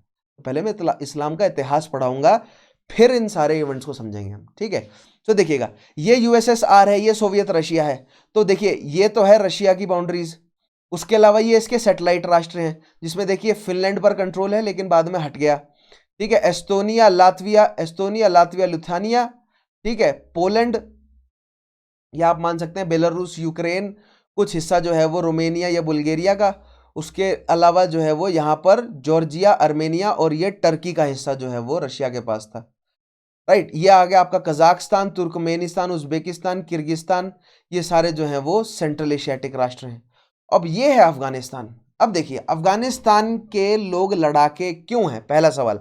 या अफगानिस्तान को कोई जीत क्यों नहीं सका, या अफगानिस्तान में डिस्प्यूट क्यों बना हुआ है? क्योंकि देखिए यहां पर है इंडिया, और इंडिया एक प्रोड्यूसिंग राष्ट्र है। यहां पर है चाइना, चाइना एक प्रोड्यूसिंग राष्ट्र है। यहां पर है ईरान और सऊदी, सऊदी और ईरान जो है वो ऐसे रास्ते पर बैठे हैं जिससे यूरोप कनेक्ट होता है। तो दैट मीन्स यूरोप बड़ी शक्ति, ईरान बड़ी शक्ति, सऊदी बड़ी शक्ति, इंडिया बड़ी पावर, और चाइना बड़ी पावर, ठीक है। और यहां पर ऊपर जो है वो क्या है, ये बैक्टीरिया की ट्राइब्स हैं, ये भी बड़ी शक्ति है। तो अफगानिस्तान इनके क्रॉस रोड पे है। अफगानिस्तान एक ऐसी जगह पर है जहां पर ये सारी शक्तियां रास्ता बदलती हैं, और यहां पर बीच में क्या चल रहा है, यहां पर चल रहा है सिल्क रूट। तो इस सिल्क रूट को कंट्रोल करने के लिए ये बैक्टीरिया वाला रीजन, जैसा अफगानिस्तान में कॉन्फ्लिक्ट है वैसा ही कॉन्फ्लिक्ट यहां पर बैक्टीरिया वाले रीजन में भी है, ये भी सिल्क रूट के लिए ही है, लेकिन ये एसेंशियली चाइना वाले सिल्क रूट के लिए है। अफगानिस्तान के लिए कॉन्फ्लिक्ट है भारत, ईरान और चाइना तीनों के लिए, यानी भारत के लिए जो रास्ता जा रहा है, ईरान के रास्ते यूरोप के लिए जो रास्ता जा रहा है, और चाइना में जो रास्ता जा रहा है, इन तीनों रास्तों को अगर जिसे कंट्रोल करना है उसको अफगानिस्तान चाहिए। जिस तरह भारत में कन्नौज के लिए स्ट्रगल था, अगर गुजरात, लाहौर और अगर बंगाल को कंट्रोल रखना है तो दिल्ली द्वाब का एरिया अपने हाथ में होना चाहिए। सिमिलरली अगर आपको चीन का ट्रेड, भारत का ट्रेड और ईरान का ट्रेड कंट्रोल में रखना है तो अफगानिस्तान आपके हाथ में होना चाहिए। इसीलिए अफगानिस्तान को सभी जीतना चाहते हैं, और इसीलिए अफगानिस्तान में बहुत सारे लड़ाकू लोग पहुंचे और उनके रेमिनेंट्स यहां पर इकट्ठा होते गए, और अफगानिस्तान में बहुत सारी ट्राइबल, खासतौर पर लड़ाकू राजपूत ट्राइबल्स जो हैं वो इकट्ठा हो गए यहाँ पे, ठीक है। और यूएसएसआर का क्या एजेंडा है, ये मैं सब हटाऊं, ठीक है। तो यूएसएसआर का क्या है एजेंडा, यूएसएसआर चाहता है कि अफगानिस्तान के रास्ते, अब देखिए मैंने आपको हमेशा से बोला यूएसएसआर के पास कोस्ट लाइन नहीं है, इसमें मैं आपको मैं दिखा देता हूं। देखिए ये यूएसएसआर है, इसके पास पैसिफिक में कोस्ट लाइन तो है, लेकिन जापान के हाथों हार जाने के बाद इस कोस्ट लाइन पर इसका ज्यादा कुछ खासा कंट्रोल है नहीं, और अगर हो भी तो पैसिफिक इतना बड़ा है कि वहां से वो फ्रूटफुल ट्रेड नहीं कर सकते। दूसरा, इनके पास आर्कटिक में कोस्ट लाइन्स हैं लेकिन ये सर्दियों में बहुत भयंकर जम जाती हैं।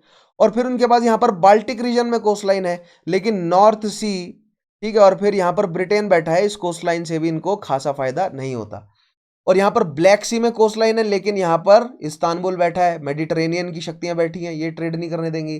दैट मीन्स अगर रशिया को खुलकर ट्रेड करना है तो उसको इंडियन ओशियन में क्या चाहिए, ट्रेड रूट चाहिए, और इंडियन मतलब कोस्ट लाइन चाहिए इंडियन ओशन में, ये वाली कोस्ट लाइन चाहिए। और ये कोस्ट लाइन जीतने के लिए उसको अफगानिस्तान लेना बहुत ज़रूरी है, क्योंकि यहाँ के रास्ते अब वो अफगानिस्तान अगर हाथ में आ जाएगा तो ईरान और पाकिस्तान पे भी कंट्रोल कर सकेगा। आगे देखिए नेक्स्ट मैप।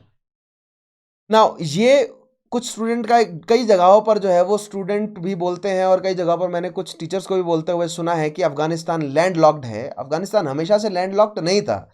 जो होताकी डायनेस्टी है उनके पास भली भांति जो है वो कोस्ट लाइन है। अफगानिस्तान को लैंडलॉक किया गया है यूके द्वारा, ठीक है, ब्रिटेन द्वारा। कुछ हिस्सा जो है वो फारस को दे दिया और कुछ हिस्सा पाकिस्तान को। ये हिस्सा पाकिस्तान को और ये हिस्सा किसको दे दिया, फारस को, ईरान को दे दिया। जबकि यहाँ पर जो लोग रहते हैं वो कौन है, यहाँ पर बलूच लोग रहते हैं दोनों ही साइड, और दोनों ही बलूच लोग जो हैं वो ट्रेडिशनली अफगानी कल्चर के साथ जुड़े हुए हैं, ठीक है, दाढ़ी भाषा ही बोलते हैं। अब दाढ़ी भाषाएं जो हैं वो फारसी के थोड़े से डायलेक्ट्स हैं, वो इसलिए बोले जाते हैं क्योंकि फारसियों का काफ़ी कंट्रोल रहा है, तो एडमिनिस्ट्रेशन फारसियों का रहा है इस रीजन में। लेकिन पख्तूनी लोग रहते हैं ऊपर, पश्तून लोग, और नीचे जो है वो बलूच लोग रहते हैं। तो ये जो होतकाई डायनेस्टी थी, देखिए आप क्लियरली यहाँ पर कोस्ट लाइन है, और यही कोस्ट लाइन जो है वो यूएसएसआर को भी चाहिए। यूएसएसआर ऊपर से आ रहा है, उसको कोस्ट लाइन चाहिए। नेक्स्ट मैप देखिए। अब ये है एथनो लिंग्विस्टिक ग्रुप्स। मैं आपको समझाने की कोशिश कर रहा हूँ कि अफगानिस्तान में इतनी जो है वो आप मान सकते हैं कि इतना जो है वो दंगा क्यों है, क्योंकि देखिए कितनी सारी एथनिसिटी इस रीजन में रहती है। ये अफगानिस्तान के प्रेजेंट डे बॉर्डर्स आपको नजर आ रहे हैं, ठीक है। इसमें जो ये ग्रीन वाला हिस्सा है, ये जो आपको नजर आ रहा है, ये लोग यहाँ पर आप मैप में क्लियर देखते हैं, ये यहाँ पर पर्शियन आपको नजर आएंगे, ठीक है। उसके अलावा यहाँ पर आपको ऊपर पख्तूनी लोग, बाकी ये जो मेजॉरिटी रीजन है देख रहे हैं आप, ये सारा रीजन जो है वो कौन है, पख्तूनी लोग हैं या पाश्तून लोग हैं, जिनको अफगान कहा जाता है, ठीक है। जो अफगान है वो ये पख्तूनी लोग हैं, और यहाँ पर पर्शियन है। तो आप यहाँ पर क्लियरली देखिए, जो नॉर्थ अफगानिस्तान वाला हिस्सा है या सेंट्रल अफगानिस्तान वाला हिस्सा है, यहाँ पर पर्शियन है। साउथ अफगानिस्तान वाले हिस्से में कौन है, पख्तूनी। और उसके नीचे वाला हिस्सा वो है बलूची लोगों का, ये बलूची लोग हैं, जो कि पाकिस्तान और ईरान में बांट दिया गया, जो कि कभी अफगानिस्तान का हिस्सा था। और ऊपर आपको नजर आएंगे ये तुर्की लोग हैं, ठीक है, तुर्कमेनी, ठीक है। देखिए यहाँ पर तुर्केनी है, उज़्बेक हैं और किर्गिज लोग हैं, ठीक है, यानी सेंट्रल एशियाटिक ट्राइब्स हैं ये, सेंट्रल एशिया। और इस साइड आप देखेंगे ये पंजाबी लोग हैं, ठीक है, क्योंकि ये पंजाब है, ठीक है, 5 द्वाब हैं। यहाँ पर थोड़ा सा आपको कश्मीरी भी नजर आएंगे, और इधर तो एसेंशियली फारसी है ही, क्योंकि ये ईरान है। तो यहाँ पर देखिए बलूची, ठीक है, उसके अलावा यहाँ पर आप चहर, ठीक है, हजरा, और यहाँ पर पख्तूनी, पर्शियन, ताजिकी, टर्किक, किर्गिज, आपको तुर्कमेनी, उज़्बेक, ठीक है, कश्मीरी, खो या शिना। उसके अलावा इस बहुत सारी एथनिसिटीज़ हैं। इन एथनिसिटीज़, ये एथनिसिटीज़ की वजह से ही बहुत अनस्टेबल है अफगानिस्तान। ऑस्ट्रिया हंगरी क्यों टूटा, ऑस्ट्रिया हंगेरियन एम्पायर के टूटने की वजह क्या है, मल्टी एथनिसिटी। अफगानिस्तान में यूनिटी ना होने की वजह क्या है, ये मल्टी एथनिसिटी, ठीक है। अफगानिस्तान के हार्टलैंड पर पारसियों के होने की वजह क्या है, काफी लंबे समय तक जो है वो पर्शियंस ने एडमिनिस्ट्रेशन चलाया है यहाँ पे, ठीक है। और ये जो पूरा रीजन है ना, ये पूरा रीजन जो है वो हिंदू कुश का है, पहाड़ी एरिया है, और इसके नीचे जो है ये रेगिस्तान और पठारी क्षेत्र है बलूच के। तो इसीलिए आपको क्लियर डिफरेंस नजर आ रहा है, ये रेगिस्तान पठारी क्षेत्र में रहने वाले बलूच हैं, और पहाड़ी और इसके बीच का जो तराई का क्षेत्र है, यहाँ पर जो है वो पख्तूनी रहते हैं, और ऊपर जो है वो फारसी रह रहे हैं। और जो प्रॉपर पहाड़ी क्षेत्र हैं हिंदू कुश के, यहाँ पर रह रहे हैं तुर्की लोग, ठीक है। आगे बढ़ते हैं नेक्स्ट। सो ये है रशिया का मैप, और रशिया के जो एलाइड राष्ट्र हैं या अन्य राष्ट्र, ठीक है। तो ये जो लाल आपको नजर आ रही है बाउंड्री, ये रशिया, यूएस या सोवियत यूनियन के अलाइड सैटेलाइट राष्ट्र है, जिसमें उज़्बेक, तुर्कमेन, ताजिकी और किर्गिस्तान और कजाकिस्तान नजर आ रहे हैं आपको, 5 राष्ट्र। ये पांचों जो है वो मुस्लिम राष्ट्र हैं, ठीक है, नॉट एसेंशियली, ट्राइबल धर्म भी है यहाँ पर, लेकिन मुस्लिम है यहाँ पर काफी। उसके अलावा Afghanistan Muslim, Iran, Pakistan, Iraq, Syria, Saudi, Yemen, Oman, Sudan, Egypt, Libya, Chad, ये सारे जो है वो मुस्लिम राष्ट्र हैं। ठीक है, और अन्य यूक्रेन, बेलारूस, बाल्टिक कंट्रीज, ये सारी जो है वो किसकी सैटेलाइट्स हैं? रशिया की। अब रशिया के पास कोस्टलाइन नहीं है, क्योंकि देखिए ये बाल्टिक सी है, जो मैं बाल्टिक सी बोलता हूं ना, ये है वो बाल्टिक सी। बाल्टिक सी के रास्ते रशिया जो है वो नॉर्थ सी में पहुंच जाता है, और यहां पर जो है वो यूके है, और यूके जो है वो नॉर्थ सी से निकलने वाले सभी शिप्स को कंट्रोल कर सकता है। तो यूएसएसआर के पास स्ट्रॉन्ग कोस्टलाइन नहीं है।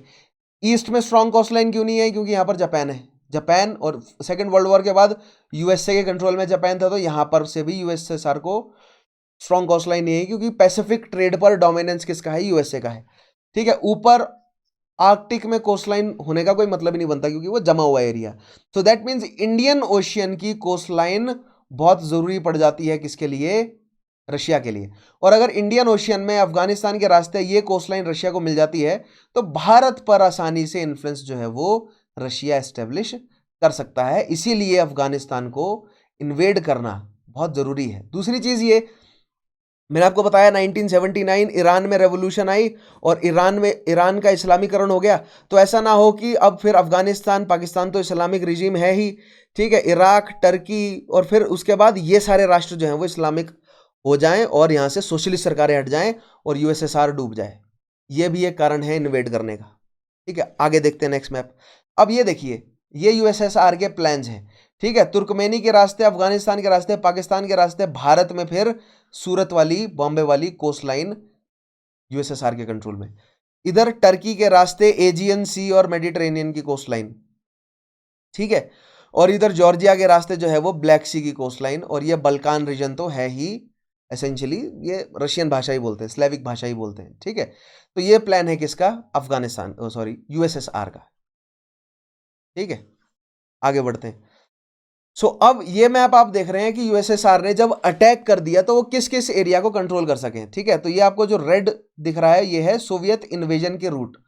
तो अफगानिस्तान में 4 मुख्य शहर हैं। ठीक है, देखिए, ये आपका कंदाहर है। कंदाहर जो है वो बोलन पास के रास्ते भारत में मुल्तान वाले क्षेत्र से आप कंधार पहुंचते हैं। ठीक है, और यहां पर खैबर पास के रास्ते, जो पेशावर लाहौर वाला जो ट्रेड राउट है पूरा, वहां से आप काबुल पहुंचते हैं। ठीक है, और ऊपर आप 10 हंबे से यहां से जो है वो मजीर शाह वाला जो इलाका है, यहां से जो है वो आप काबुल पहुंचते हैं। ठीक है, तो ये कौन सा है? ये चाइना वाला सिल्क रूट है, और ये उत्तर पथ है, भारत से आने वाले ट्रेड रूट हैं 2 बहुत इंपॉर्टेंट, मुल्तान वाला और ये लाहौर वाला, लाहौर पेशावर वाला।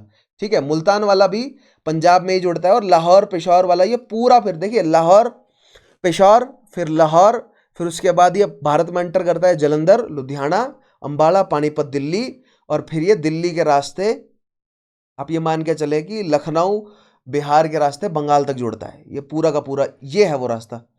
अफगानिस्तान की बहुत इंपॉर्टेंट सिटी काबुल इसीलिए इंपॉर्टेंट है क्योंकि बंगाल से आने वाला सारा ट्रेड काबुल पहुंचता है, और गुजरात से आने वाला, राजस्थान के रास्ते गुजरात से आने वाला सारा ट्रेड जो है वो पहुंचता है कंदाहर। और ये काबुल और कंदाहर दोनों ही जो हैं वो हेरात जाकर जुड़ते हैं, और फिर हेरात के रास्ते ये डमस्कस जाते हैं, और डमस्कस के रास्ते फिर समुद्री, मतलब मेडिटेरेनियन में समुद्र, और फिर जमीनी रास्तों से कॉन्स्टेंटिनोपल के रास्ते ये पहुंचते हैं यूरोप में। तो इन सारे, जेरूसलाम की इंपॉर्टेंस क्या है? क्योंकि जमीनी राष्ट्र, मतलब ये हेरात वाला ट्रेड जो है वो जेरूसलाम पहुंचता है, या अल अफीफ वगैरह, इन सब मतलब जो पोर्ट सिटीज है यहाँ तक पहुंचता है, ताकि मेडिटेरेनियन के रास्ते फिर वो इटली में जेनिस, क्या बोलते हैं, वेनिस और जेनोवा के जो ट्रेडर्स हैं वहां तक पहुंच सके सामान। ठीक है, तो ये इंपॉर्टेंस है इन सारे शहरों की। ठीक है, तो इन सारे, ये जो आप रिंग रोड बोल सकते हैं इसको, ठीक है, एक रिंग रोड ही है, या मतलब एक माला सी दिख रही है आपको, तो ये माला वाला पूरा रोड है। ये इन सारे एरिया को अगर कंट्रोल कर लेता है एक बार सोवियत यूनियन, फिर उसके बाद यहां से जो है फिर वो ट्राइबल क्षेत्र में वो एंटर कर सकता है। लेकिन समस्या ये रही कि 10 साल के युद्ध में केवल ये ट्रेड रूट को ही अपने कंट्रोल में ले सके, क्योंकि इस ट्रेड रूट के बाहर सारा जो है वो बंजर है, ट्राइबल एरिया है, और क्या है, लोकल टेरेन है। लोकल टेरेन है तो वहां के ट्राइबल्स जो हैं वो किस तरह का वॉरफेयर अपनाएंगे, गुरिल्ला वॉरफेयर। और गुरिल्ला वॉरफेयर के सामने जो है वो आप जीतना बहुत मुश्किल होता है, क्योंकि लोकल लोगों को जंगल जंगल मालूम है, पहाड़ी पहाड़ी घाटी घाटी का मालूम है, रशियंस को तो नहीं पता है ना। ठीक है, इसलिए रशियंस जो हैं वो लगातार हारते गए। और दूसरा कारण ये कि यूएसए ऐसे हथियार देता रहा, और खास तौर पर स्टिंगर एंटी एयरक्राफ्ट मिसल, हैंड हेल्ड मिसल्स जो है वो जो प्रोवाइड करी, जिससे एयरक्राफ्ट और खास तौर पे जो एयर रिकॉनेसांस के जो व्हीकल्स, जो हेलीकॉप्टर्स रहा करते थे, जो रीइंफोर्समेंट प्रोवाइड करने वाले जो हेलीकॉप्टर्स रहा करते थे यूएसएसआर के, उनको मार गिराया गया आरपीजीज वगैरह के माध्यम से। राइट, सब किसने प्रोवाइड करी, यूएसए ने। ठीक है, अब देखिएगा नीचे दूसरा दे रखा है लेजेंड में, territory controlled by Soviet union. ठीक है, और इसके आसपास ये पूरा ट्रेड रूट दिख रहा है, और इसके आसपास की टेरिटरी ही सोवियत यूनियन कंट्रोल कर सका, उसके अलावा नहीं। ठीक है, पूरा का पूरा बाकी एरिया जो है वो अफगानिस्तान का नहीं कंट्रोल कर सके, कौन, यूएसएसआर। अब बढ़ते हैं आगे। ठीक है, सो आप समझ आया आपको यूएसएसआर का इन्वेजन, क्यों यूएसएसआर ने अफगानिस्तान का इन्वेजन किया। ठीक है, क्यों किया, क्योंकि उनको भय था कि जो ईरान में हुआ वो अफगानिस्तान में ना हो। ठीक है, इसीलिए वहां की सरकार को वो खुद एक बार जाकर वहां के मिलिटेंट्स को सप्रेस करके अपना जो है वो एक पपेट सरकार वहां पर एस्टेब्लिश करना चाहते थे। और उनका अपोज यूएसए ने किस तरह किया, वहां के ट्राइबल्स को हथियार देकर।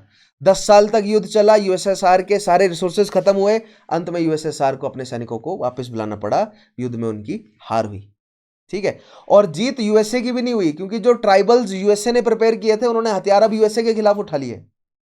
हेंस हमें तालिबान और अलकायदा नजर आता है। ठीक है, अब देखिएगा rise of Islamic fundamentalism. Islamic fundamentalism क्या है, फंडामेंटलिज्म को अगर आप एक आसान शब्द में कहें तो कट्टरता कहा जा सकता है। ठीक है, यानी कि कोई भी एक ऐसा रिलीजियस बिलीफ जो कि उसके टेक्स्ट जो कि लिखा है उसी को ही मान रहा है। मान लीजिए अगर किसी उलेमा ने कोई फतवा जारी कर दिया, और उस उलेमा ने वो फतवा शाह के कहने पर जारी किया है, और शाह ने अपने पॉलिटिकल और इकोनॉमिक कारणों की वजह से वो फतवा उलेमाओं से जारी करवाया है, लेकिन आम जनता अगर फंडामेंटलिस्ट है तो वो बाशब्द उस बात को, उस फतवे को मानेगी। ठीक है, तामील करेगी उसकी। तो ये बहुत प्रॉब्लमेटिक है। ठीक है, तो आइए देखते हैं कि ये इस्लामिक फंडामेंटलिज्म का राइज हुआ क्यों, कैसे हुआ। ठीक है, आई होप इसका बैकग्राउंड मैं आपको दे चुका हूं, अगर नहीं तो हम धीरे धीरे समझते हैं। देखिएगा, in the attempt to curtail the Soviets in Afghanistan, the US started aiding Afghan mujahideen who are fundamentalist faction. अब देखिए, जो जहीर शाह है उसी के समय से वेस्टर्नाइजेशन की शुरुआत हो गई थी, कहां पर, अफगानिस्तान में। और जो अफगानिस्तान की ट्राइबल जनता है वो वेस्टर्नाइजेशन बिल्कुल कबूल करने को तैयार नहीं थी। सो दैट मीन्स वो क्या है, वो फंडामेंटलिस्ट हैं। सो फंडामेंटलिज्म इस्लाम में कूट कूट के भरा हुआ है ऑलरेडी। सो जो ट्राइबल पॉपुलेशन है वो ऑलरेडी फंडामेंटलिज्म है, उनमें वो फंडामेंटलिस्टिक हैं, वो कट्टर हैं। अब उनका राइज कैसे हुआ वो हमें समझना है।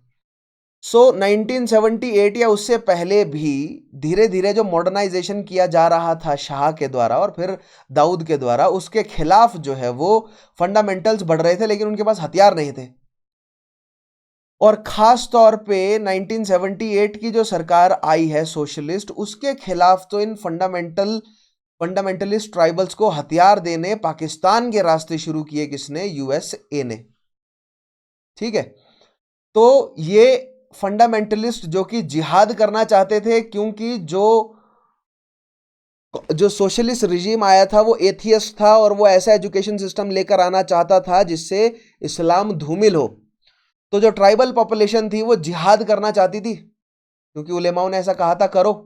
और उलेमा इसलिए कह रहे थे क्योंकि पूरा का पूरा जो है वो Afghanistan, Iran, Turkey, Syria, Jordan, ये सब जो है वो इस्लामिक यूनिटी यहां पर एस्टेब्लिश हो। ठीक है, सो ये जो जिहाद करना चाहते हैं इनको कहा गया मुजाहिद, और इन्होंने जब एक दीन, एक पूरी फॉलोइंग एस्टेब्लिश कर ली तो उनको कहा गया मुजाहिदीन। और उन मुजाहिदीनों को जो है वो मदद कर रहा है कौन, USA. Now the invasion of Afghanistan by Soviets which was primarily a Muslim country not acceptable to the Islamist. अब पहले तो एक सोशलिस्ट रिजीम एस्टेब्लिश हुआ, जनता शाह से तो परेशान थी ही, शाह भी जो है वो सोशलिस्ट ही था, मतलब ऑलमोस्ट वेस्टर्नाइजेशन तो कर ही रहा था, ठीक है। जनता शाह से भी परेशान थी, जनता फिर दाऊद से भी परेशान थी, और फिर 1978 के बाद जो तारीकी का रिजीम आया जो कि था ही सोशलिस्ट, और जो कि कह ही रहा था कि हम एथियस्ट हैं, हम इस्लाम को धीरे धीरे जो है वो, यानी इस्लामिक आइडियोलॉजी से बाहर निकलिए, ऐसा कह रहा था वो, ठीक है। तो ये जिहादियों को बिल्कुल पसंद नहीं आया, इस्लामिस्ट को बिल्कुल पसंद नहीं आया, ठीक है। तो इनके इस स्ट्रॉन्ग रिजेंटमेंट के सेंटिमेंट को हवा दी किसने? यूएसए ने, हथियार देकर उन्हें। Now Islamist have their own concept of politics and governance. अब शरीयत के अकॉर्डिंग इस्लामिस्ट का अपना हिसाब किताब है, ठीक है। उनका अपना गवर्नमेंट का सिस्टम है कि शाह होगा, ठीक है, शाह के अंडर उलेमा होंगे, और जो है वो शरीयत के कानूनों के हिसाब से सोसाइटी चलेगी, ठीक है। Which was quite different from capitalism और सोशलिज्म। और अगर मैंने आपको शरीयत अभी तक जो है वो समझा दिया, अगर आपने नहीं देखा तो यूनिफॉर्म सिविल कोड वाली जो मेरी वीडियो है उसको देखिए, उसमें मैंने बहुत डिटेल में शरीयत को समझाया है, बहुत तसल्ली से समझाया है, ठीक है। तो अगर आप शरीयत समझते हैं, और जो मैं अगर आपको बेसिक शरीयत का समझा सका हूं, तो आप भली बात ही कह सकते हैं कि कैपिटलिज्म और सोशलिज्म में अगर आपस में मतभेद है तो शरीयत तो बिल्कुल ही अलग है। क्योंकि कैपिटलिज्म जहां पर कहता है कि हम सेक्युलर हैं, और सोशलिस्ट जहां पर कहता है कि हम एथियस्ट हैं, धर्म ही नहीं मानते, ठीक है, शरिया कहता है कि एकमात्र धर्म है इस्लाम, और सभी तुम व्यक्ति जो जिन्होंने इस्लाम कबूल नहीं किया, तुम सभी काफिर हो, तुम्हारा जन्म जो है वो इस्लाम कबूल करने के लिए ही हुआ है। समझ रहे उलेमाओं ने कितना कितना भयंकर जो है वो, मतलब एक बहुत भयंकर आइडिया प्लांट कर दिया है इस्लामिक जनता में, कि सभी सभी लोग जो हैं वो काफिर हैं, उनका जन्म ही काफिर के तौर पे हुआ है, और उनका जीवन का एजेंडा ही है कि वो इस्लाम में कन्वर्ट हो, यानी इस्लाम को कबूल करें। और ये एक सच्चे मुसलमान की एक जिम्मेदारी है कि वो इस्लाम का रास्ता दिखाए सबको, ठीक है। तो एक बहुत स्ट्रांग सेंटिमेंट है, राइट, और एक बहुत स्ट्रांग आइडिया है, लोगों के दिमाग में डाला गया है। आगे देखिए। नाउ ऐसे में बिन लादेन शक्ति पकड़ते हैं। Bin Laden for example who is considered the epitome of Islamic fundamentalism. Bin Laden को ट्रेनिंग, मतलब बिन लादेन और उसके सपोर्टर्स को ट्रेनिंग ऑब्वियसली सीआईए ने दी। जब मैं यूएस से बात करता हूं तो बेसिकली सीआईए की बात कर रहा होता हूं मैं, ठीक है। तो बिन लादेन और उसकी अलकायदा को फुल जो है वो सपोर्ट ड्यूरिंग द सोवियत अफगानी जो इन्वेजन है, इस समय बिन लादेन तो थोड़ा बाद में आया सीन में, लेकिन उससे पहले जितने भी ट्राइबल्स थे सीआईए उनको सपोर्ट कर रहा था, और बिन लादेन भी इनडायरेक्टली या डायरेक्टली सीआईए द्वारा ही ट्रेंड था, ठीक है। सो बिन लादेन जो है वो फिर उसने अलकायदा एस्टेब्लिश करी। अलकायदा क्या है आगे आने वाले सेशन में आपको एक्सप्लेन करूंगा। उसके जो है वो इस्लामिक फंडामेंटलिज्म को पीक तक ले गया वो, ठीक है। Regarded all other faiths including Jews Christianity along with socialist as their adversaries, ठीक है। और ओसामा बिन लादेन ने ये क्लियर किया कि सभी जो है वो काफिर हो, तुम सबको काफिर घोषित किया, और कहा कि अल्लाह ने मुझे भेजा है इन सब काफिरों को मुसलमान बनाने के लिए, ठीक है ना। तो देख रहे हैं ये भी बिजनेस ही कर रहा था बेसिकली, अपना इकोनॉमिक ऑर्डर, अपना पॉलिटिकल कंट्रोल लाना चाहता है अफगानिस्तान में, ठीक है। अलकायदा क्या चाहती है? अपना इकोनॉमिक ऑर्डर, अपना पॉलिटिकल सिस्टम लाना चाहती है। उसके लिए वो वही ट्रेडिशनल चला आ रहा है इस्लाम और जिहाद का, उन्होंने जो है वो एजेंडा उठाया हुआ है। They interpreted the Muslim religion text to draw principle of politics and governance and believe that society and the state should be governed on lines of Islamic text. ये जो मुजाहिदीन है इनका कहना था कि ये सोशलिज्म कैपिटलिज्म सब हटाओ, शरिया वापस होना चाहिए, और शरिया के अकॉर्डिंग ही अपना देश चलाएंगे हम। अब ये मुजाहिदीन जो है वो छोटे छोटे ट्राइबल ग्रुप्स में बटे हुए हैं। अब देखिए जो कानून है, जो आइडियल्स हैं वो जनता के लिए हैं, लेकिन सबको पता है ये ट्राइबल लॉर्ड्स जो हैं ये आपस में लड़ेंगे, क्योंकि शक्ति के लिए, शक्ति की भूख सबको है।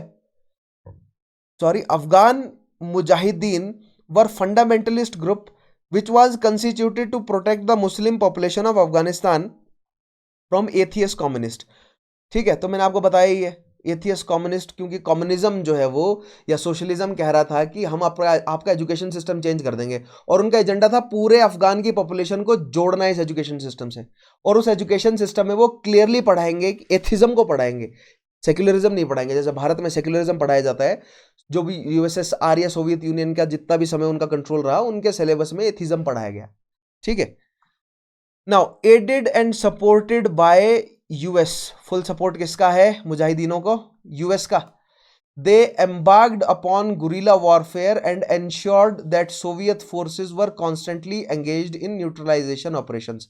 सोवियत यूनियन क्या करने आई थी? अफगानिस्तान को पूरी तरह अपने अपने कंट्रोल में लेने और फिर एक क्या बिठाने? एक पपेट सरकार को बिठाने।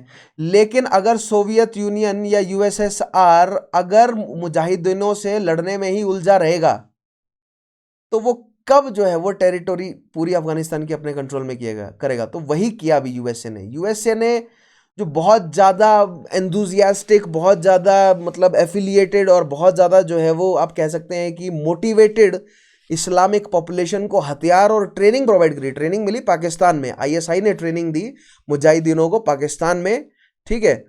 और फिर उन ट्रेंड मुजाहिदीनों को जो है वो वापस अफगानिस्तान भेजा गया और उन्होंने गुरिल्ला वारफेयर किया, छापे मार जो है वो युद्ध नीति अपनाई, क्योंकि पहाड़ी क्षेत्र उनका, उनकी नदी घाटियां, उनके दर्रे, उनके रास्ते, उनको पता है कि कहाँ से कहाँ निकलना है, ठीक है। तो वो पहाड़ियों में बैठ के आराम से टारगेट करते थे, चुन चुन के मारते थे सोवियत्स को, इसीलिए सोवियत जीत नहीं सके। लेकिन जनता मरी है, ऐसी बात भी नहीं है। The civil war which the Mujahideen fought against the Soviets in Afghanistan emboldened their ambitions, and they started believing that guerrilla operations and terrorist strike operations could be used in other parts of the world as well to fight colonial forces of capitalism led by Jews and the Christians and the communist forces led by the Soviets. देखिए, जो capitalist block है उसमें banking जो है वो Jews के पास है, administration Christians के पास है, ठीक है। और कैपिटलिज्म और जो कम्युनिज्म है वो लोग एथियस्ट हैं, वो जुडाइज्म क्रिश्चियनिटी किसी में नहीं मानते, ठीक है। उन्होंने छोड़ दिया धर्म, भले ही वो कभी किसी समय जुडाइज हो सकते हैं, मुसलमान भी रहे हो, क्रिश्चियन रहे हो, वो एथियस्ट हैं, ठीक है। दूसरी साइड यूएसएसआर है। दोनों ही क्या करना चाहते हैं? कलोनियलिज्म, ठीक है। दोनों ही कॉलोनीज एस्टेब्लिश करना चाहते हैं। लेकिन इस बार वर्ल्ड वॉर 2 के बाद जो कॉलोनीज हैं वो मिलिट्री शक्ति द्वारा पॉलिटिकली अधिकृत कॉलोनीज ना होकर इकोनॉमिक कॉलोनीज हैं और सूडो गवर्नमेंट एस्टेब्लिश करने वाली कॉलोनीज हैं। तो ये बात जो ट्राइबल लीडर्स हैं वो भी समझते थे। ऐसा तो है नहीं अफगानी लोग बेवकूफ हैं, भले ही वो वेस्टर्न तर्ज पर एजुकेटेड ना हो, लेकिन राजशास्त्र तो वो समझते ही है ना। वो भली भांति समझते हैं कि यूएसए उनका यूज कर रहा है यूएसएसआर के खिलाफ।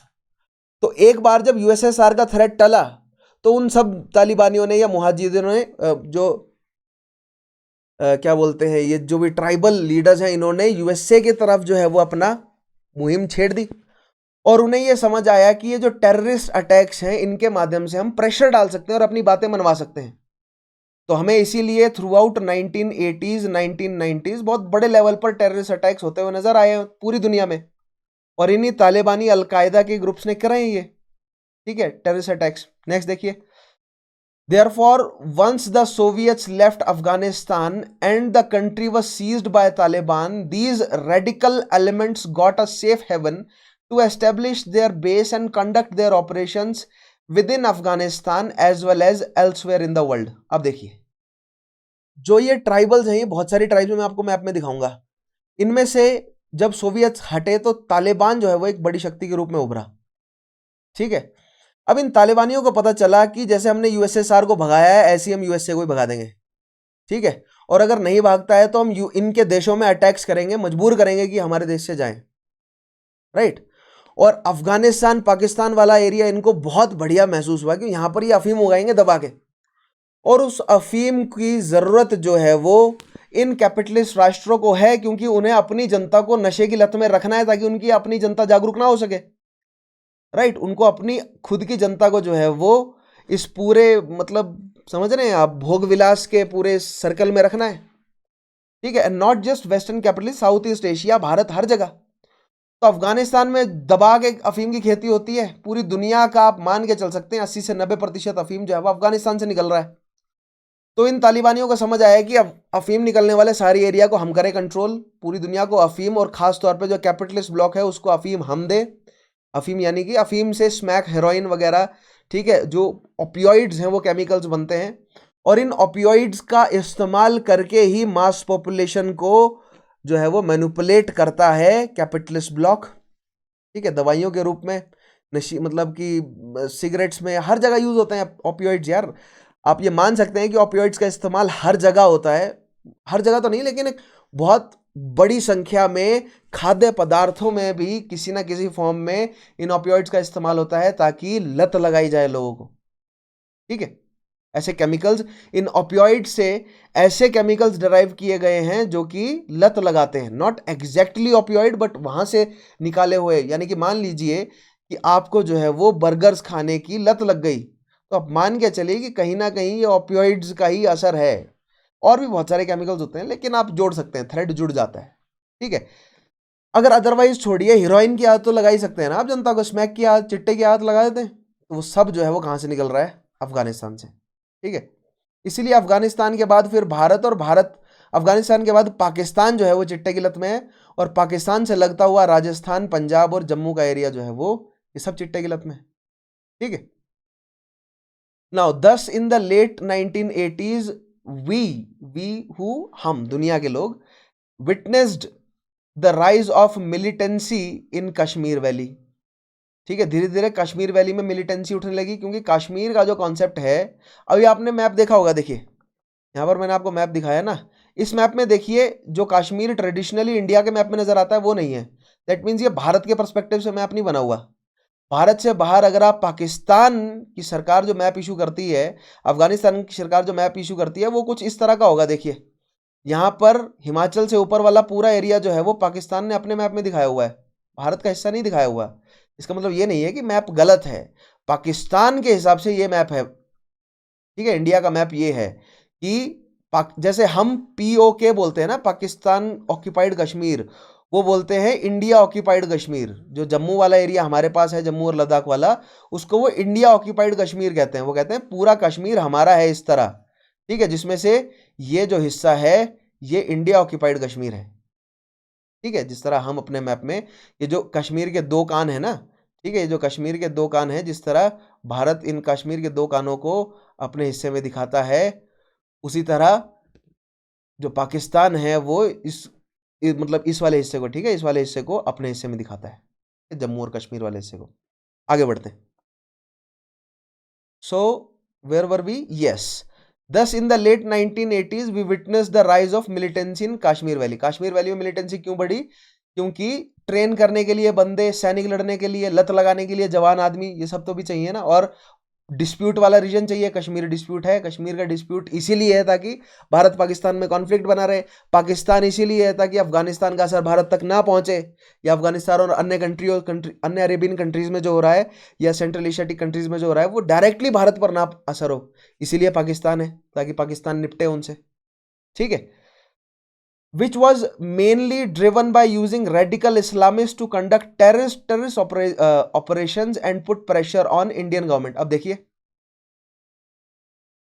कश्मीर में इन टेररिस्ट ऑर्गेनाइजेशंस, ठीक है, देखिए टेररिज्म रिलेटिव टर्म है। मान लीजिए अगर मैं आपके घर में आपके घर में तोड़फोड़ करूं तो आपके लिए मैं टेररिस्ट हूं, और अगर मैं ये कहूं कि आपने जो घर बनाया है वो शुरुआत में मेरी जमीन थी और आपके पूर्वजों ने मेरी जमीन छीनकर वहां पर घर बना दिया, तो आप जो मेरे घर में रह रहे हैं, मेरी जमीन, मेरी पुश्तैनी जमीन पर जो रह रहे हैं, वो मेरे लिए टेररिज्म है। तो टेररिज्म एक रिलेटिव टर्म है, राइट, इसलिए टेररिज्म को डिफाइन करना इतना मुश्किल है। सो कश्मीर में जो जनता है वो क्या है? वो कश्मीरी जनता जो है वो मुस्लिम पॉपुलेशन है। मुस्लिम पॉपुलेशन है तो उनको इन्फ्लुएंस करना आसान है, अफगानी हो या पाकिस्तानी द्वारा या ISI द्वारा। तो उन लोगों को जो है वो टेररिज्म फैलाए रखे, क्योंकि टेररिज्म में हथियारों का बिजनेस भी होता है, अफीम का बिजनेस भी होता है। ठीक है, और जो इस्लामिक कंट्रीज है उनका कंट्रोल, वो अपना इकोनॉमिक ऑर्डर बेसिकली बनाना चाहते हैं। वो जो इस्लामिक कंट्रीज है ना, वो बेसिकली अपना इकोनॉमिक ऑर्डर बनाना चाहते हैं। वो कैपिटलिस्ट सेंट्रल बैंक्स जो यहूदियों द्वारा कंट्रोल्ड है, उस इकोनॉमिक ऑर्डर से बाहर निकलना चाहते हैं, क्योंकि ईरान जैसी कंट्री बाहर भी निकली है लेकिन पूरी तरह नहीं है। और अफगानिस्तान में पाकिस्तान में झगड़ा ही यही है कि वो, पाकिस्तान तो खैर बफर है, लेकिन अफगानिस्तान में यही झगड़ा है कि वो उस इकोनॉमिक ऑर्डर से बाहर निकलना चाहते हैं। ठीक है, और भारतीय गवर्नमेंट पर भी वो इसलिए प्रेशर डाल रहे हैं कि उनको ज्यादा से ज्यादा मिलते रहे, क्या मतलब उनकी जो भी मतलब डिमांड्स हैं वो माने भारतीय सरकार उनके आगे झुकी रहे, to accede to their demands. ठीक है, आगे देखिए next. Now this pattern of using terrorist operations, ये इस्लामिक फंडामेंटलिज्म क्या करता है, टेररिस्ट ऑपरेशंस का इस्तेमाल कर रहा है अपनी बातें मनवाने के लिए। और ये शुरुआत कहाँ से हुई है, ये यूएसए ने ही सिखाया है उन्हें कि किस तरह गुरिल्ला वॉरफेयर करना है। For putting pressure on governments to accede to their demands was widely used in 1990s as well as 2000s.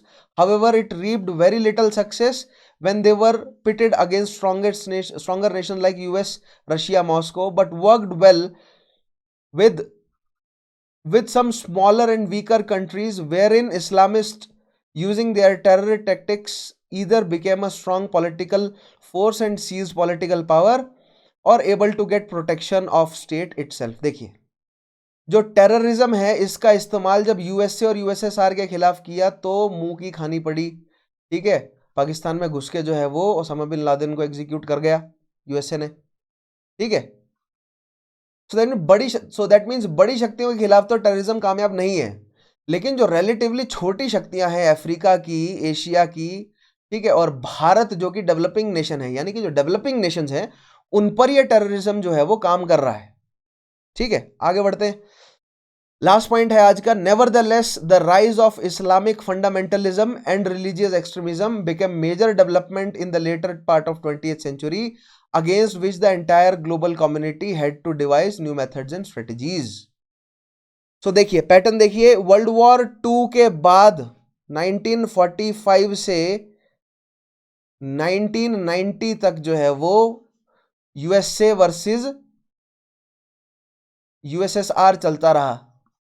1990 के बाद capitalist block versus terrorist block चल रहा है आज तक। ठीक है, और अब 21st सेंचुरी में अब कैपिटलिस्ट ब्लॉक वर्सेस चाइना आ गया। कैपिटलिस्ट ब्लॉक वर्सेस चाइना शुरू हो गया। अब थोड़े टेररिज्म थोड़ा कम हो गया है, टेररिस्ट की इनकी पकड़ जो है वो कमजोर हो गई है। जो यूएसए है उन्होंने सबडू कर दिया काफी हद तक, लेकिन अब चाइना आ गया अगला बड़ा खिलाड़ी। देखते हैं अब अगले युद्ध कब होंगे, कहाँ होंगे जरूर होंगे, इनेविटेबल है वॉर। इंसान वॉर ढूंढता है क्योंकि हमारी पूरी इकोनॉमी, पूरी तो नहीं लेकिन काफी बड़ा हिस्सा हमारी इकोनॉमिक स्ट्रक्चर का वॉर के अराउंड रिवॉल्व करता है, और या ऐसे बिजनेसेस के अराउंड रिवॉल्व करता है जो कि वॉर द्वारा या तो फंड किए जा सकते हैं या तो वहां से प्रॉफिट निकल सकता है, जैसे कि ऑयल। ठीक है, तो ऑयल वॉर्स अब आपको आगे समझाऊंगा। इसके बाद अब हम समझेंगे क्या अफगानी सिविल वॉर क्या है, और ये तालिबान अलकायदा कैसे डेवलप हुआ, यूएस ने इराक पर क्यों अटैक किया, सीरिया पर यूएस का अटैक, उसके अलावा लीबिया वगैरह, इन सबको समझाऊंगा। ठीक है, सद्दाम गद्दाफी वगैरह। ना अब ये मैप देखिए, सो ये मैप है वॉरलॉर्ड्स का। 2002 के अराउंड जो है वो कौन कौन से वॉरलॉर्ड्स एक्टिव हैं। ठीक है, तो यहाँ पर देखिए कौन कौन सी ट्राइब्स हैं। खान ट्राइब है, खलीली है, शिरजाल, कादिर, अट्टा, लोकल ट्राइब्स बहुत सारी, बाबा, दोस्तम। ये दोस्तम ट्राइब देखिए, ये दोस्तम ट्राइब है, और ये आप मान के चलिए शिरजाल। ठीक है, ये शिरजाल ट्राइब, यस, नहीं सॉरी, ये अट्टा ट्राइब है, ये अट्टा है, ये अट्टा ट्राइब है, और ये दोस्तम। और ये जो बाकी का एरिया है ना, ये सब किसके कंट्रोल में था, ये तालिबान के कंट्रोल में। ठीक है, ये जो सदर्न वाला पार्ट है तालिबान के कंट्रोल में। क्यों? क्योंकि ये नॉर्थ वाला पार्ट है, यहाँ पर हिंदू कुश है। ठीक है, यहाँ पर हिंदू कुश माउंटेन रेंज है, इसलिए ये सदर्न वाला पार्ट जो है वो सिमिलर ज्योग्राफी वाला हिस्सा है, तो तालिबान ने इसको कंट्रोल में लिया आपने। अगर तालिबान के कंट्रोल में आता है सो दैट मीन्स कंदाहर और काबुल जो है वो, ये 2 शहर तालिबान के कंट्रोल में रहे। ठीक है, आगे देखिए नेक्स्ट मैप।